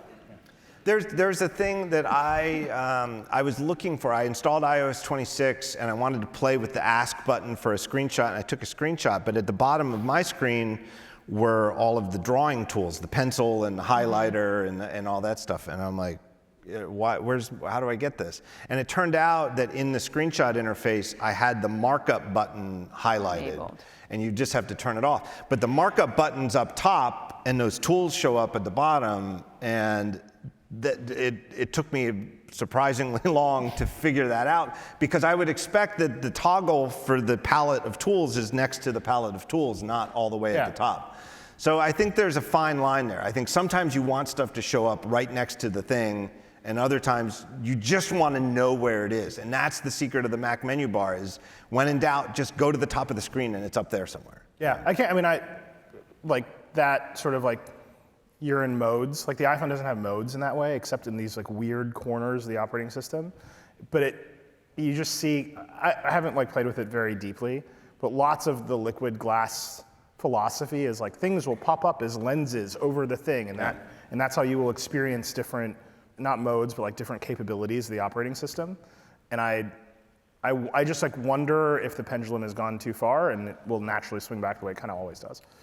The Esquire, I think it was on TikTok. You sent the link around, but it's like a 30-second interview with Alan Dye. 30 seconds, good, lots of time with top Apple executives. But Alan Dye talking about the version numbers. But Alan Dye introduced this in the keynote, and it's like he just went on and on with this highfalutin talk about it.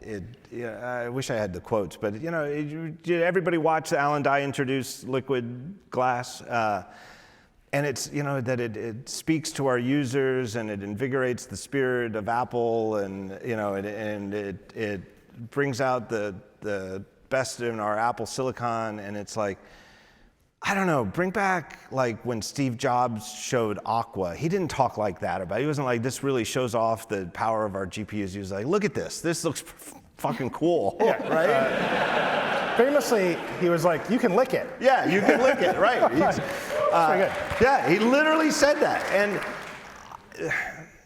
I do think that they've sort of blanded themselves away from just saying, you know what, we made this and it looks really cool. Yeah. And we think we have more fun at Apple using computers where the interface looks cool. And every couple years, it needs to look new to keep looking cool. It can't look the same. And that's enough. That's reason enough to do a redesign. I feel like they wanted to talk themselves into some sort of logical, let's explain to the business world why it makes logical sense for us to spend all this time. And it's like, no, just looking cool is reason enough. It really is. It's a great reason to do a redesign. Yeah. Again, Steve, it's true. Yeah.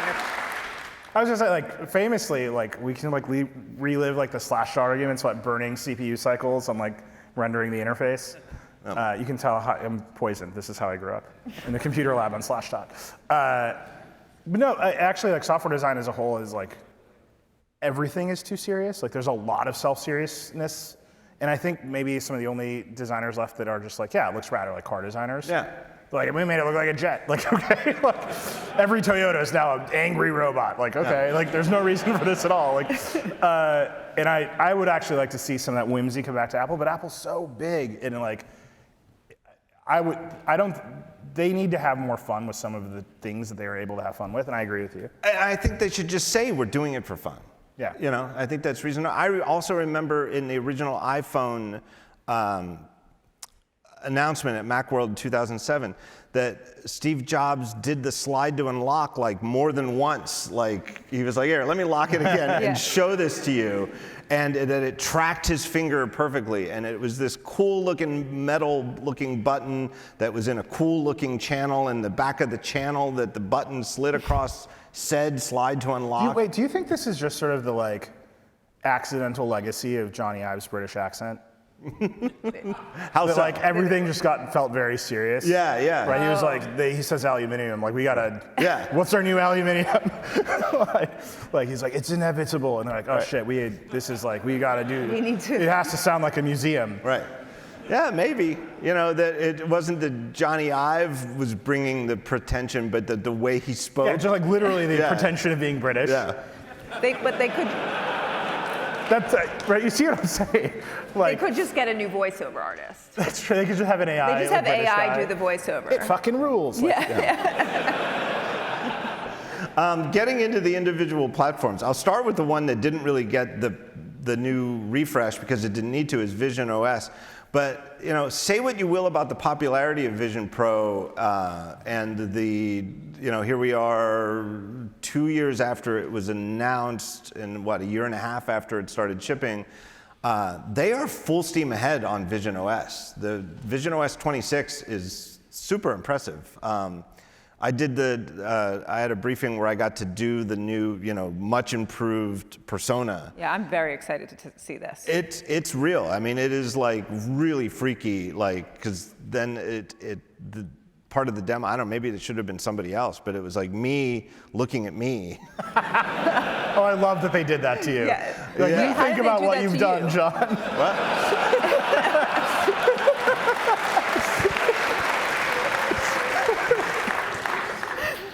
They rescan your face? Yeah. I Okay. sat down and did the demo and held it out and went through the thing, and then they were like, here it is, and let me record like it's like like when you go on vacation and you stick your head through a donkey or something. Yeah.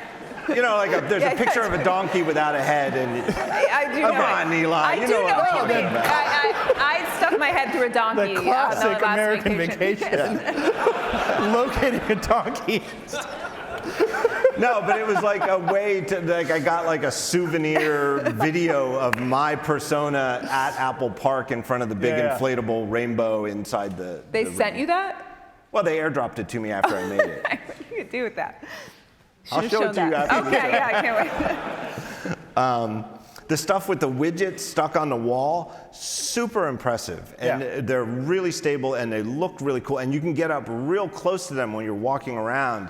And like the clock has, like in watch terminology, applied numerals. So you get real close to the clock and it's not a flat clock face that prints the digits 6 and 9 and 12. They're like plastic pieces applied to the clock that have a little bit of three-dimensional depth, and when you turn around, it is in the exact same place. And they had like a demo room for the sake of brevity in the briefing already set up, and I could tell that the stuff, like there was a poster for the Apple Music widget for Lady Gaga, and it was above a chair, and it was perfectly aligned with the chair, and so I could tell that whoever set it up, I'm seeing it like to the inch where they put it. Oh, that's cool. Yeah, it's really cool. This is like the most AR-y VisionOS has gotten, and it's like a clock.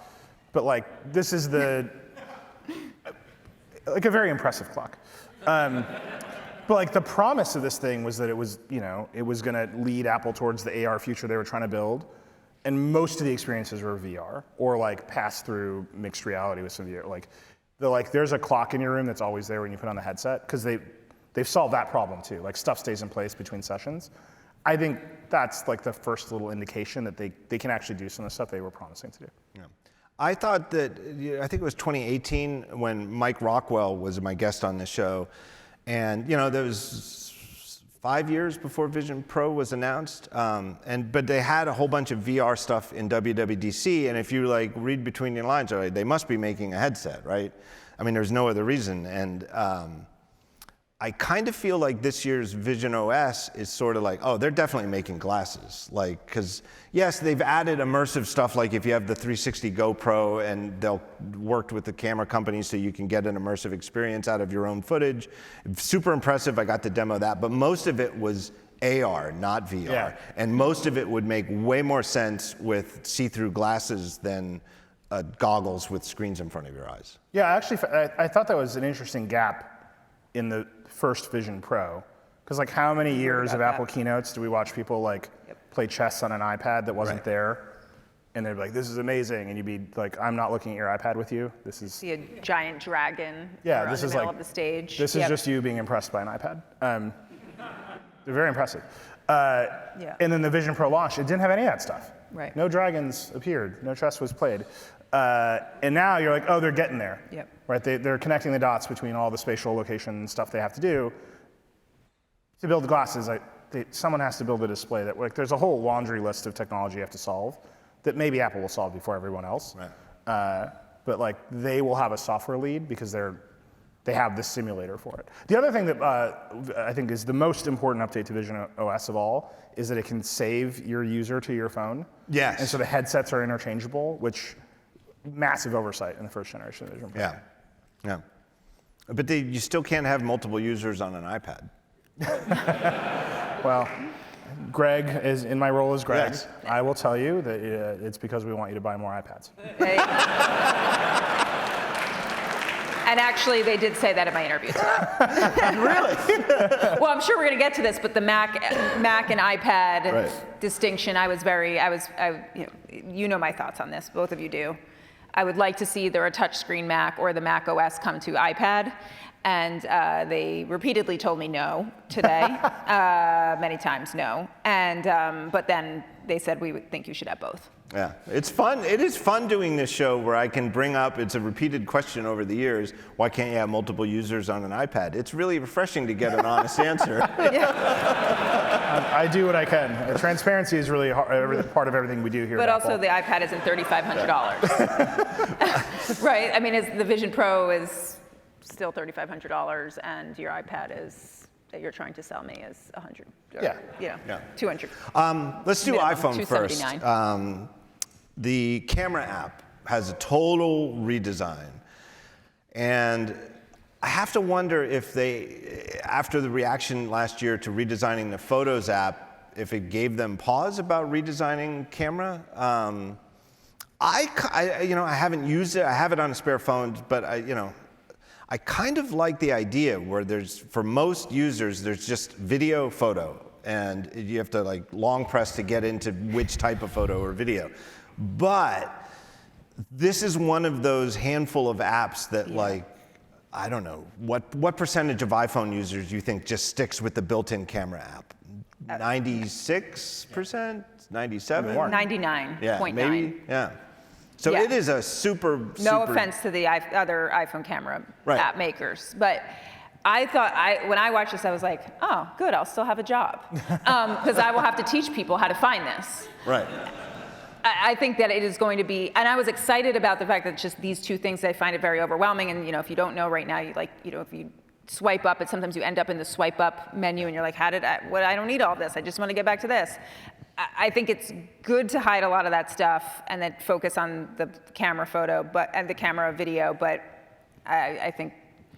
I wonder, do they have a way to go back to the classic? Which was the one, what was the one where you can go back to the classic? The phone app. The phone app, you can go back to the classic. And I remember thinking they should have this in a couple of different apps. Right. Yeah. Apple's in a weird spot with the camera. We wrote a piece years ago about why all the Chinese phone makers copy the Apple camera app so closely, and it's because they want to lower the switching cost. Because if you pick up another phone and you can't use the camera, you're never going to buy that phone. Like, you're immediately frustrated, you're done. So they all just ruthlessly copy the iPhone camera app. And Apple's in the same spot where, like, if you pick up your iPhone and you can't use the camera app, you will be frustrated because it is such a core part of the phone. So the changes they made are pretty minor, right? They've just made it simpler. Right. And then you kind of wonder, like, do they feel constrained from making a bigger change here? Because if people are frustrated with their new camera, like, that's the end of the world. Yeah. I'm really curious to see how it hits when it drops. And I feel like it could be one of those things, like I was kind of wrong about USB-C. I thought because of how many people in my family, when they switched from the old 30-pin to Lightning, everybody in my family called me and they're like, why do I have to get a new plug? Why don't me and my husband get to use the same plugs anymore? And when they switched to USB-C, it was like nothing. It's like, I think because the whole world went USB-C and everybody already had a bunch of cables or something like that. And so it's very hard to predict. But I wouldn't be surprised if like we go through the summer and all the nerds who will install the iOS 26 beta are just playing with the camera and are like used to it. And then like come September 20 whatever when it ships, everybody is like, what happened to my camera? No, I mean, then you picked up on you said the Photos app. That was a huge thing. Right. And I have a lot of elderly readers at the Wall Street Journal. How do I say this in a polite way? They're old. And I hear from them. Yeah. And when you move something, they are very upset. Yeah. And that's I always, when I look at these redesigns, think about that juggling act that Apple has to deal with, right? They have so many people who just want the phone as is, but then they have a lot of us that, exactly as you said, it's cool. It's awesome to get a new kind of phone. I mean, my favorite part of the year is covering iOS every year because you get to tell people about, oh, look at this free new phone you get, right? I mean, you don't pay for it. Right. Yeah, and so Does Rupert Murdoch call you for tech support? Do you have like a weird personal episode of Succession once a year when they update the interface? I don't have that specific, but I may be thinking about him when I'm talking about these types of changes. But I mean, but also like it's not just an age. Like my wife is not much older than me, and she's also like and I can't believe that like I married her, but she will not update. Like she will not update, and I will be like, you must update. I mean, there have been things like group text message, different things like. I'm like, you haven't updated in 2 years. I'm married to this person. Well, I mean, for a lot of people, phones are appliances, and if like you showed up in your kitchen and your microwave was fucked, you'd be like, what? Why did you do this to me? Yeah. Right? Like, and the answer is because it's better or more efficient, or because it just looks cool. Yeah. That's a weirdness here where Apple is at such a scale where they are constrained, and maybe they just have to make the big changes all at once, because they can't make the iterative changes. I will say that the phone app, or not the phone app, the camera app in particular is another like hidden UI, like wonderland. Yes. Where it's all still there. You just have to know it's there. Right. But it's all still there in approximately the same places. I thought it was super telling. You mentioned the phone app, and so that's another thing that they've changed. And that's an app where the look of it changed with iOS 7, but the layout didn't change from like iOS OG, right? But actually, now that I think they did this for the older people, the classic mode. Right. Because they need to make phone calls. What? Right? Like they're like, that's one step too far. That you've changed. And they figured out the old layout. Yeah. And that voicemails are over there and the recents are over here. I was almost shocked when they showed it, and I was like, oh, that's like an admission that this is.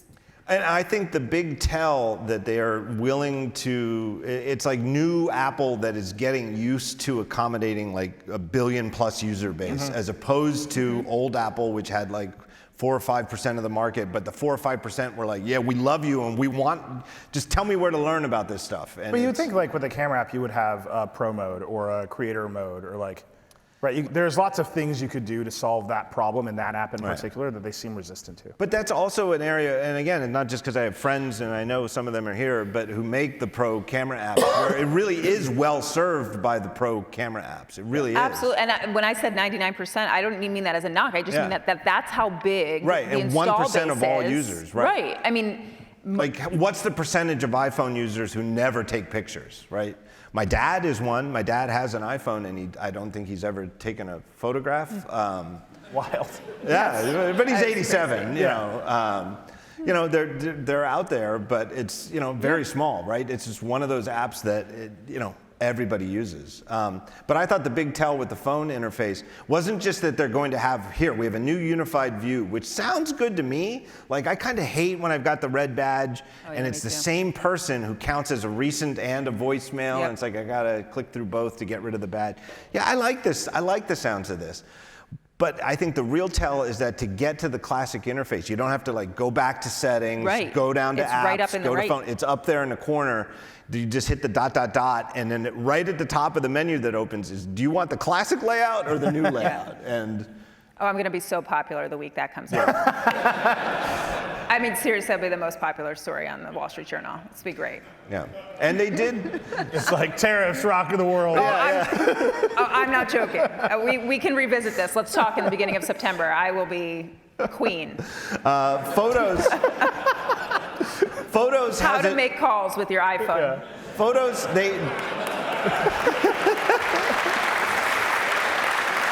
Thank you, Apple. Yeah. Somehow I've interpreted that as a threat against the Wall Street Journal newsroom. Right. Oh yeah, everyone, come at me. Top this week. Right? Yeah. The Photos app has a new tab now where they kind of kept the idea of, we have these collections, we think it would be really useful. If you took a look at them, we think you'd find it useful. But okay, we'll just make it a tab at the bottom and we'll just show you your library in the Photos app. And they kind of acknowledged, I forget how they said it. They said many of you enjoyed using tabs. No, but they said, like, we heard from some of you about the Photos app or something like that, you know. Just to keep harping on this is just the pendulum swung towards contextual dynamic UI, and then everyone was like, what? I just want the buttons that tell me what mode I'm in, and they put the button back. And I just see that pendulum swinging back and forth on iOS like crazy right now. Right. I thought you were going to say that you saw this on TikTok. I see everything. I know. It's just me, like Zoomers doing piracy on TikTok is like my entire. Well, people complaining about the photo app on TikTok was a whole thing. Yeah, oh yeah, definitely. It was You have huge. like, there you have older people on your TikTok. Yeah, they're my old. I honestly feel, Rupert Murdoch being like, what the fuck is I kind of get the complaints about the Photos app. I see what people didn't like, but I kind of feel like it took off to a point where for young people, it's like you weren't cool if you didn't hate on the iOS 18 Photos app. Like you kind of had to, you know. Yeah. I didn't hate it, honestly. Do you think your dad would take a virtual picture of your head through a donkey with the Vision Pro? Let's ask ChatGPT. Like, do you think that would initiate him one in of those prompts that really you're trying to make the ChatGPT give. What about a sloth with a light bulb? Can I also just note that this podcast has almost been going for 2 hours and we have not gotten to iPad and Mac?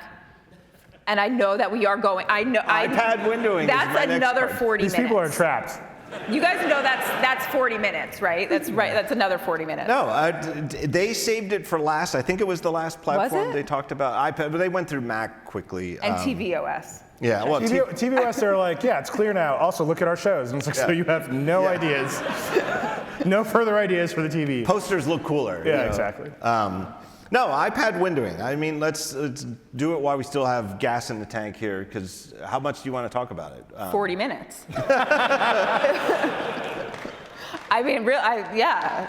That's the downside of doing this on stage. Yeah. I can't take, whenever I do one of Gruber's podcasts, I always take like a 15-minute break in the middle. I go get food, I get my coffee, walk the dog. This is the downside of the live show. I feel like this is finally, right? Like finally they've just sort of given in on the idea that, yeah, we kind of know how overlapping windows should work. We got it right in 1984, right? Close button in the top left, there's a little thing in the bottom right where you can drag it to resize it, and you can move them wherever you want, and we think you'll like it. Yeah. And even when you have a second monitor? Yeah. I saw that demoed today, and it is. I guess, I don't know what they've been thinking for the years since they first invented split screen on iPad, where they've been resisting just doing Mac-style windows. And I guess maybe, and it's the sort of thing, I'd love to hear the explanation. But my spitball theory is that they thought if it looks too much like a Mac, it'll make it even more hard to answer the question of why are there two different operating systems, Mac and iPadOS. And so if we make it totally different, it'll make people not, and I think they sort of thought themselves into knots by just not doing the obvious thing. Like, yes, we have two systems that are based on Windows that overlap and you can drag around.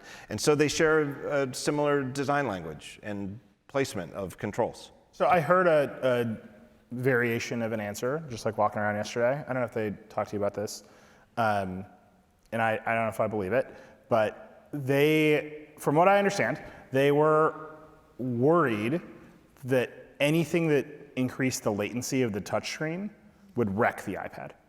So they're like, we needed the full processing power of the M15, whatever, so that we can have multiple windows, and if you touch the iPad, it's always alive. And on a Mac, you can, as long as the mouse is moving, you're not too worried that the computer has crashed. Right. But you have that's always happening. And you can preserve the mouse is moving even if the apps are slow in the background. But there's no feedback. There's nothing to feedback that the computer is anything but crashed on an iPad. I don't know if I believe this. Like, the computers have been very powerful for a long time. But they've tried every other idea of multitasking on a Mac. Yeah. Like every other possible variation of multitasking on an iPad, and I think people just want Windows. And especially now that you have multiple monitor support and all this stuff. Do you think the application platforms are going to converge more than they have now? That's my biggest question. I don't know. I mean, they've had the, what's it called, where you make an Catalyst, right. And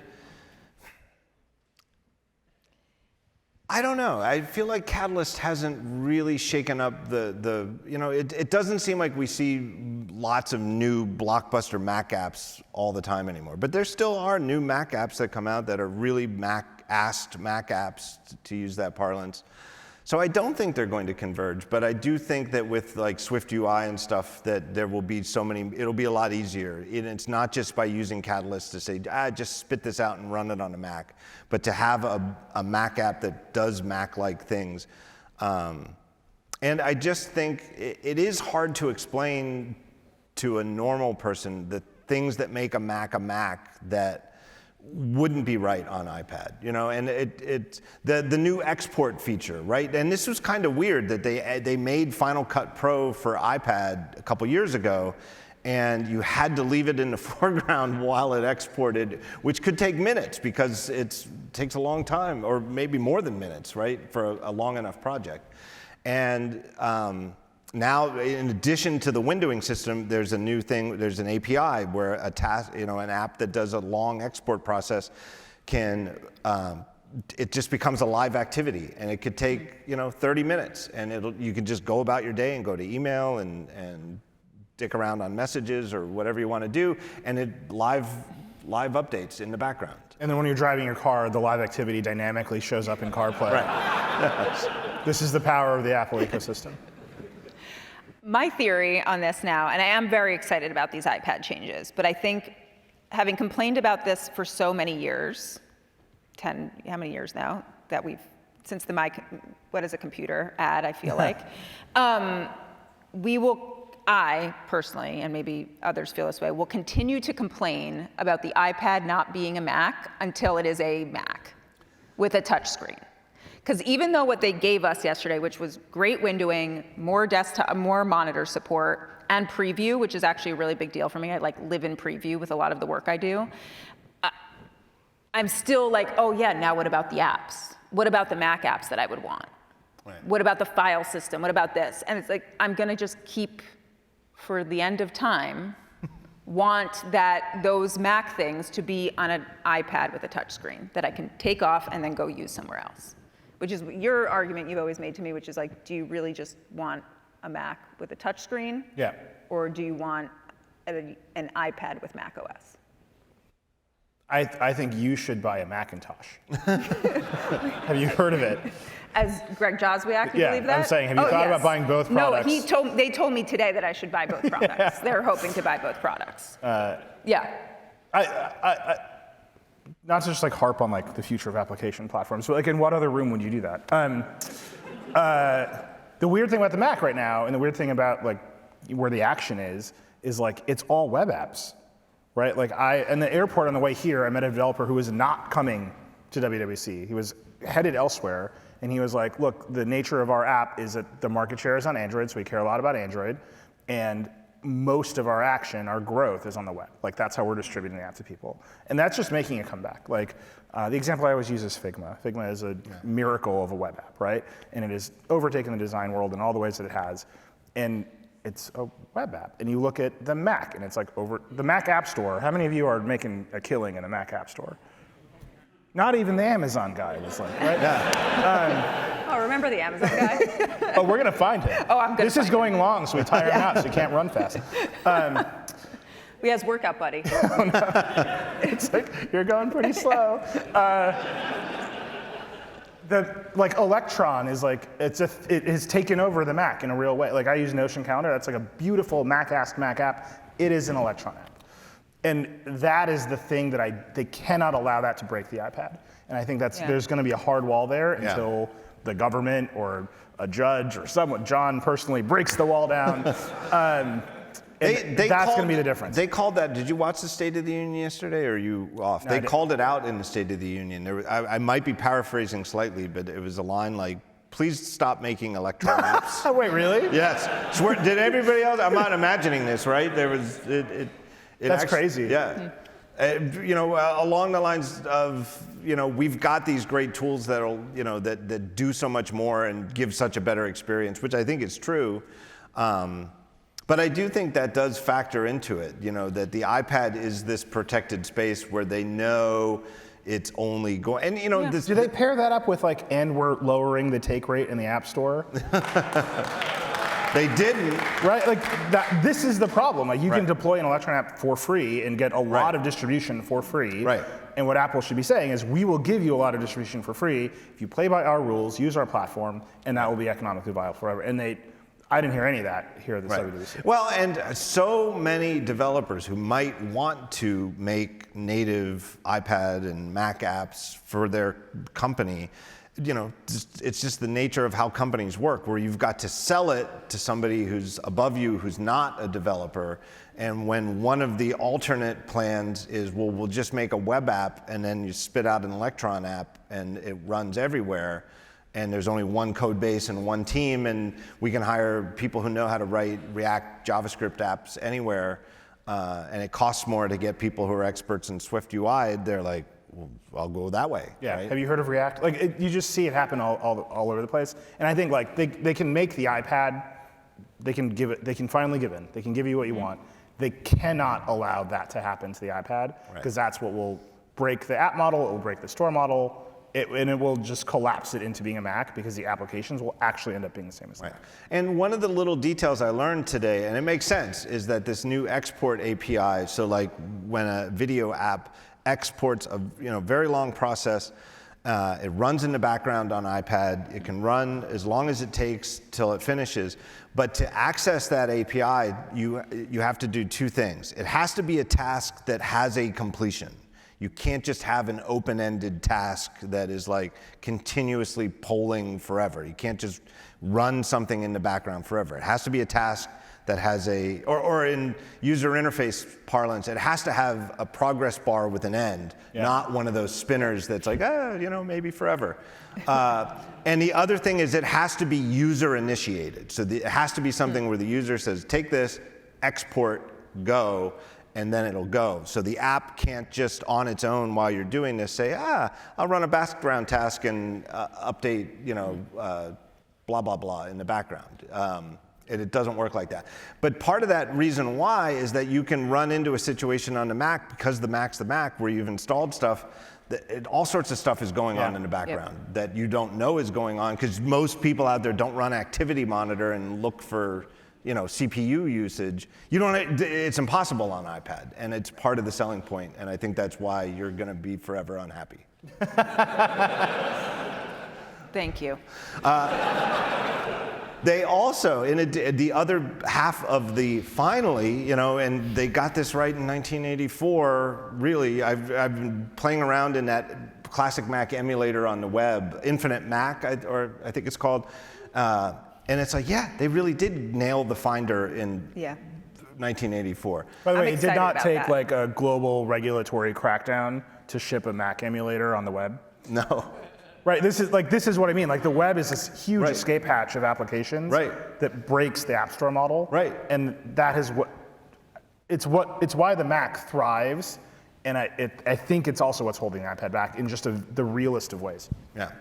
But the Files app is actually, seems like actually useful now, and like they even said, and it was, there was some good humor in it, like in my iPad briefing of, like spoken with humor, not like, hey, we invented this new breakthrough of a list view with more than 2 columns, name and date. Yeah. Yes. They're like, and there's a nice picker over there, and you can have as many columns as you want, and it was, not the frustrating, hey, we invented multiple columns in list view and you could sort by them. It was, we probably could have done this earlier. But as I said, they're going to keep giving us more things, but So that every year you can be Every like, year. should I get an iPad? yeah. And then I will sell you I one have an additional iPad.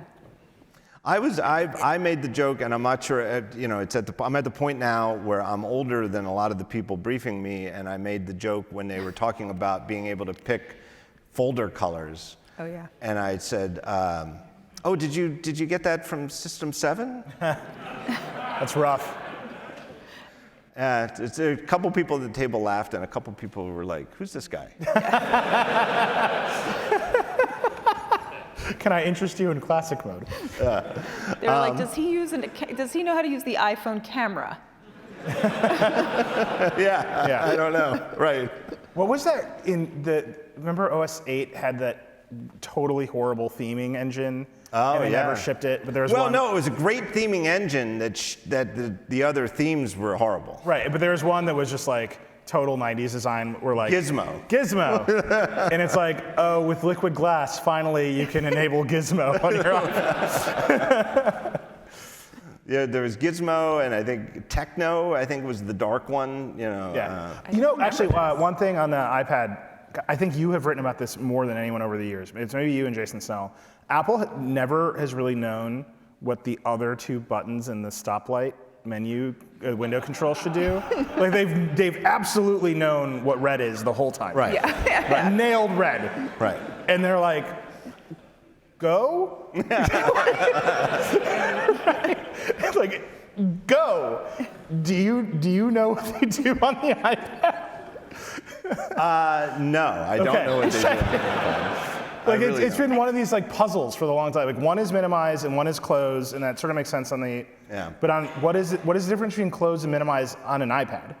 I think you can also long press on that. Oh, to good. Yeah.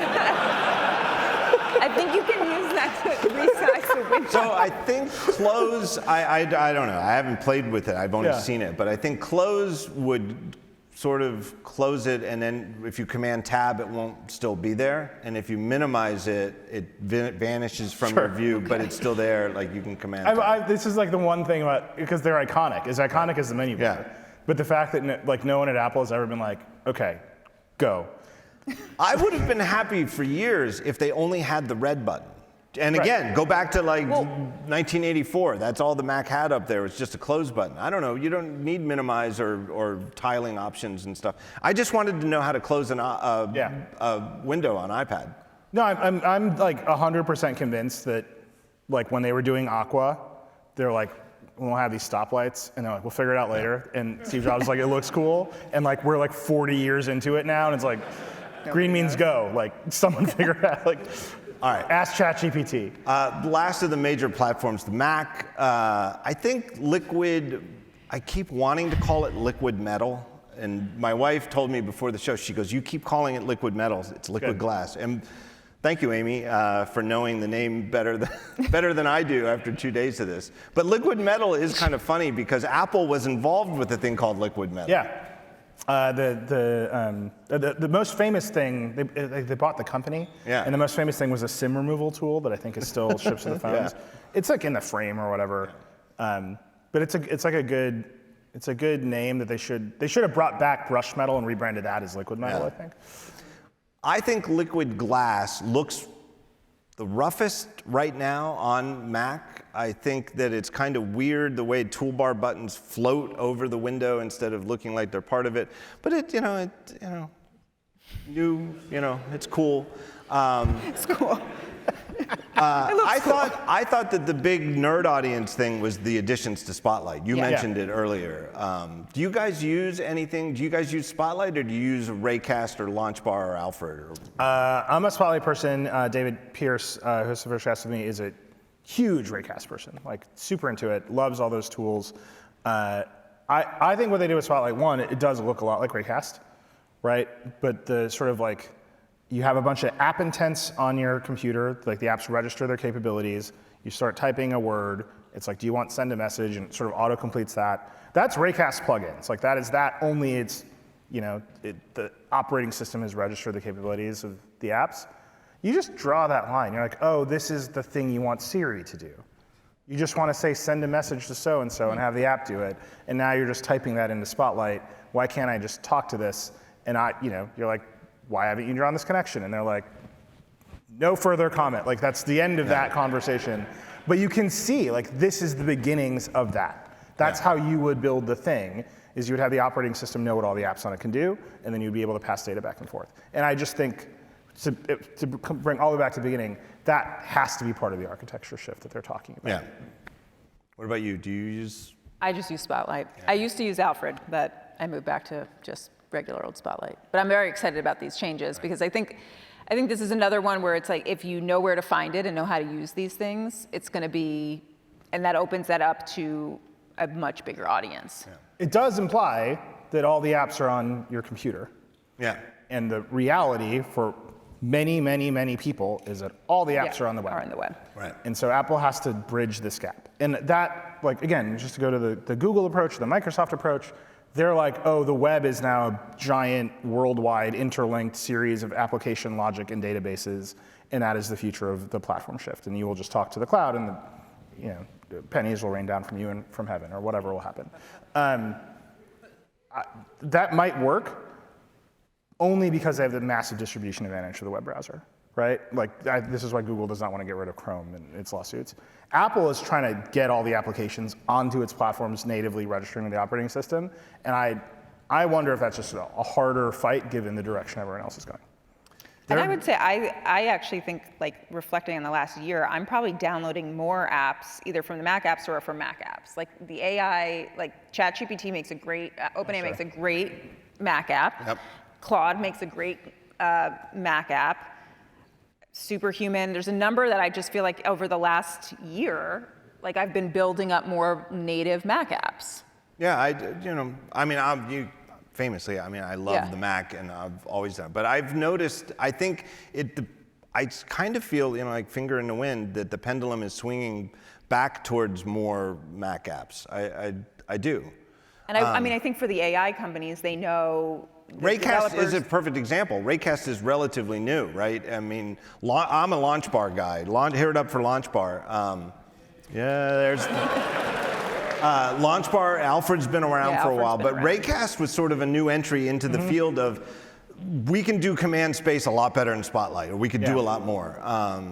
And it's a perfect example of, like, sort of reinvigorating Mac development and just sort of in an inherently nerdy sort of space. But I think it's really exciting that Apple is like, hey, we haven't touched Spotlight in a long time. How about we make it awesome? And I do think it's Sherlocking Raycast. Right. Well, that's the way it goes, right? And it's like, if Raycast and LaunchBar and Alfred can't still stay ahead of it by doing more, that's the nature of the game. But I sort of suspect all three will keep doing more in certain ways, Alfred, by the way, the original Sherlock victim, right? Wasn't that? No, that was Watson. Watson, sorry. Right. They're all butlers. Yeah, the story was Apple made a thing called Sherlock, and it wasn't that great. And then the third-party company, Caralia, made Watson. I'm aware that Watson wasn't Sherlock. We've been doing this for like 6 hours. I told you it was going to be 40 minutes. I knew it. That's about it for me. Do you guys have any other questions? Good. We ended. Really? Wow. Can anyone else name any famous butlers? Jeeves was the answer for if the mics didn't pick it up. Good answer. No, thank you guys. Yeah. Please respect the Amazon guy. No. Do not trample him. We will. Let me just thank a bunch of people. I want to thank everybody once again here at the California Theater. Everybody here is extremely nice. I've been backstage, but I hear from everybody every year that everybody out front is always very nice. The ushers, the bartenders, everybody, thank you. I want to thank my good friend Caleb Sexton, the audio editor of the talk show every week, but he does so much at this show, indispensable. Adam Lissagore and Sandwich and Theater for filming this and taking care of. So I have nothing to do with this except letting Adam run wild and do his thing, and I think it is so cool. I also think, theater in particular, I think it is so cool that we're doing this live on Vision Pro and Spatial, and I really thought after we did this show this way the last year, I was like, well, by next year there'll be a whole bunch of them, and doesn't seem like that happened for some reason. And I would like to thank everybody out there watching on theater. Hello, here, 3D. Yeah. Hello. He looks way better in his persona. Yeah. So. This is the line they told me not to cross. So, but my thanks to them. My thanks to my wife and my son are both here, Amy and Jonas, and they both do a ton of stuff behind the scenes. We had to send Jonas back to the hotel room 15 minutes before the doors opened to get a adapter, USB to audio out. Forget it, Jonah. It's Dongletown. Yeah, well, having a 21-year-old back there to work, and you can get to the hotel and back in 10 minutes, easy, no problem.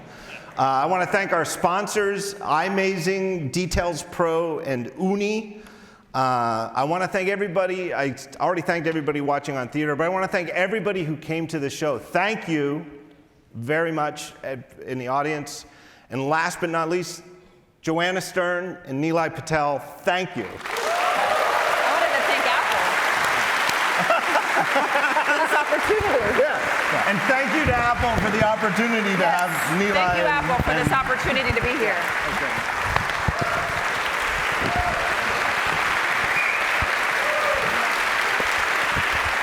Seriously, that guy over there.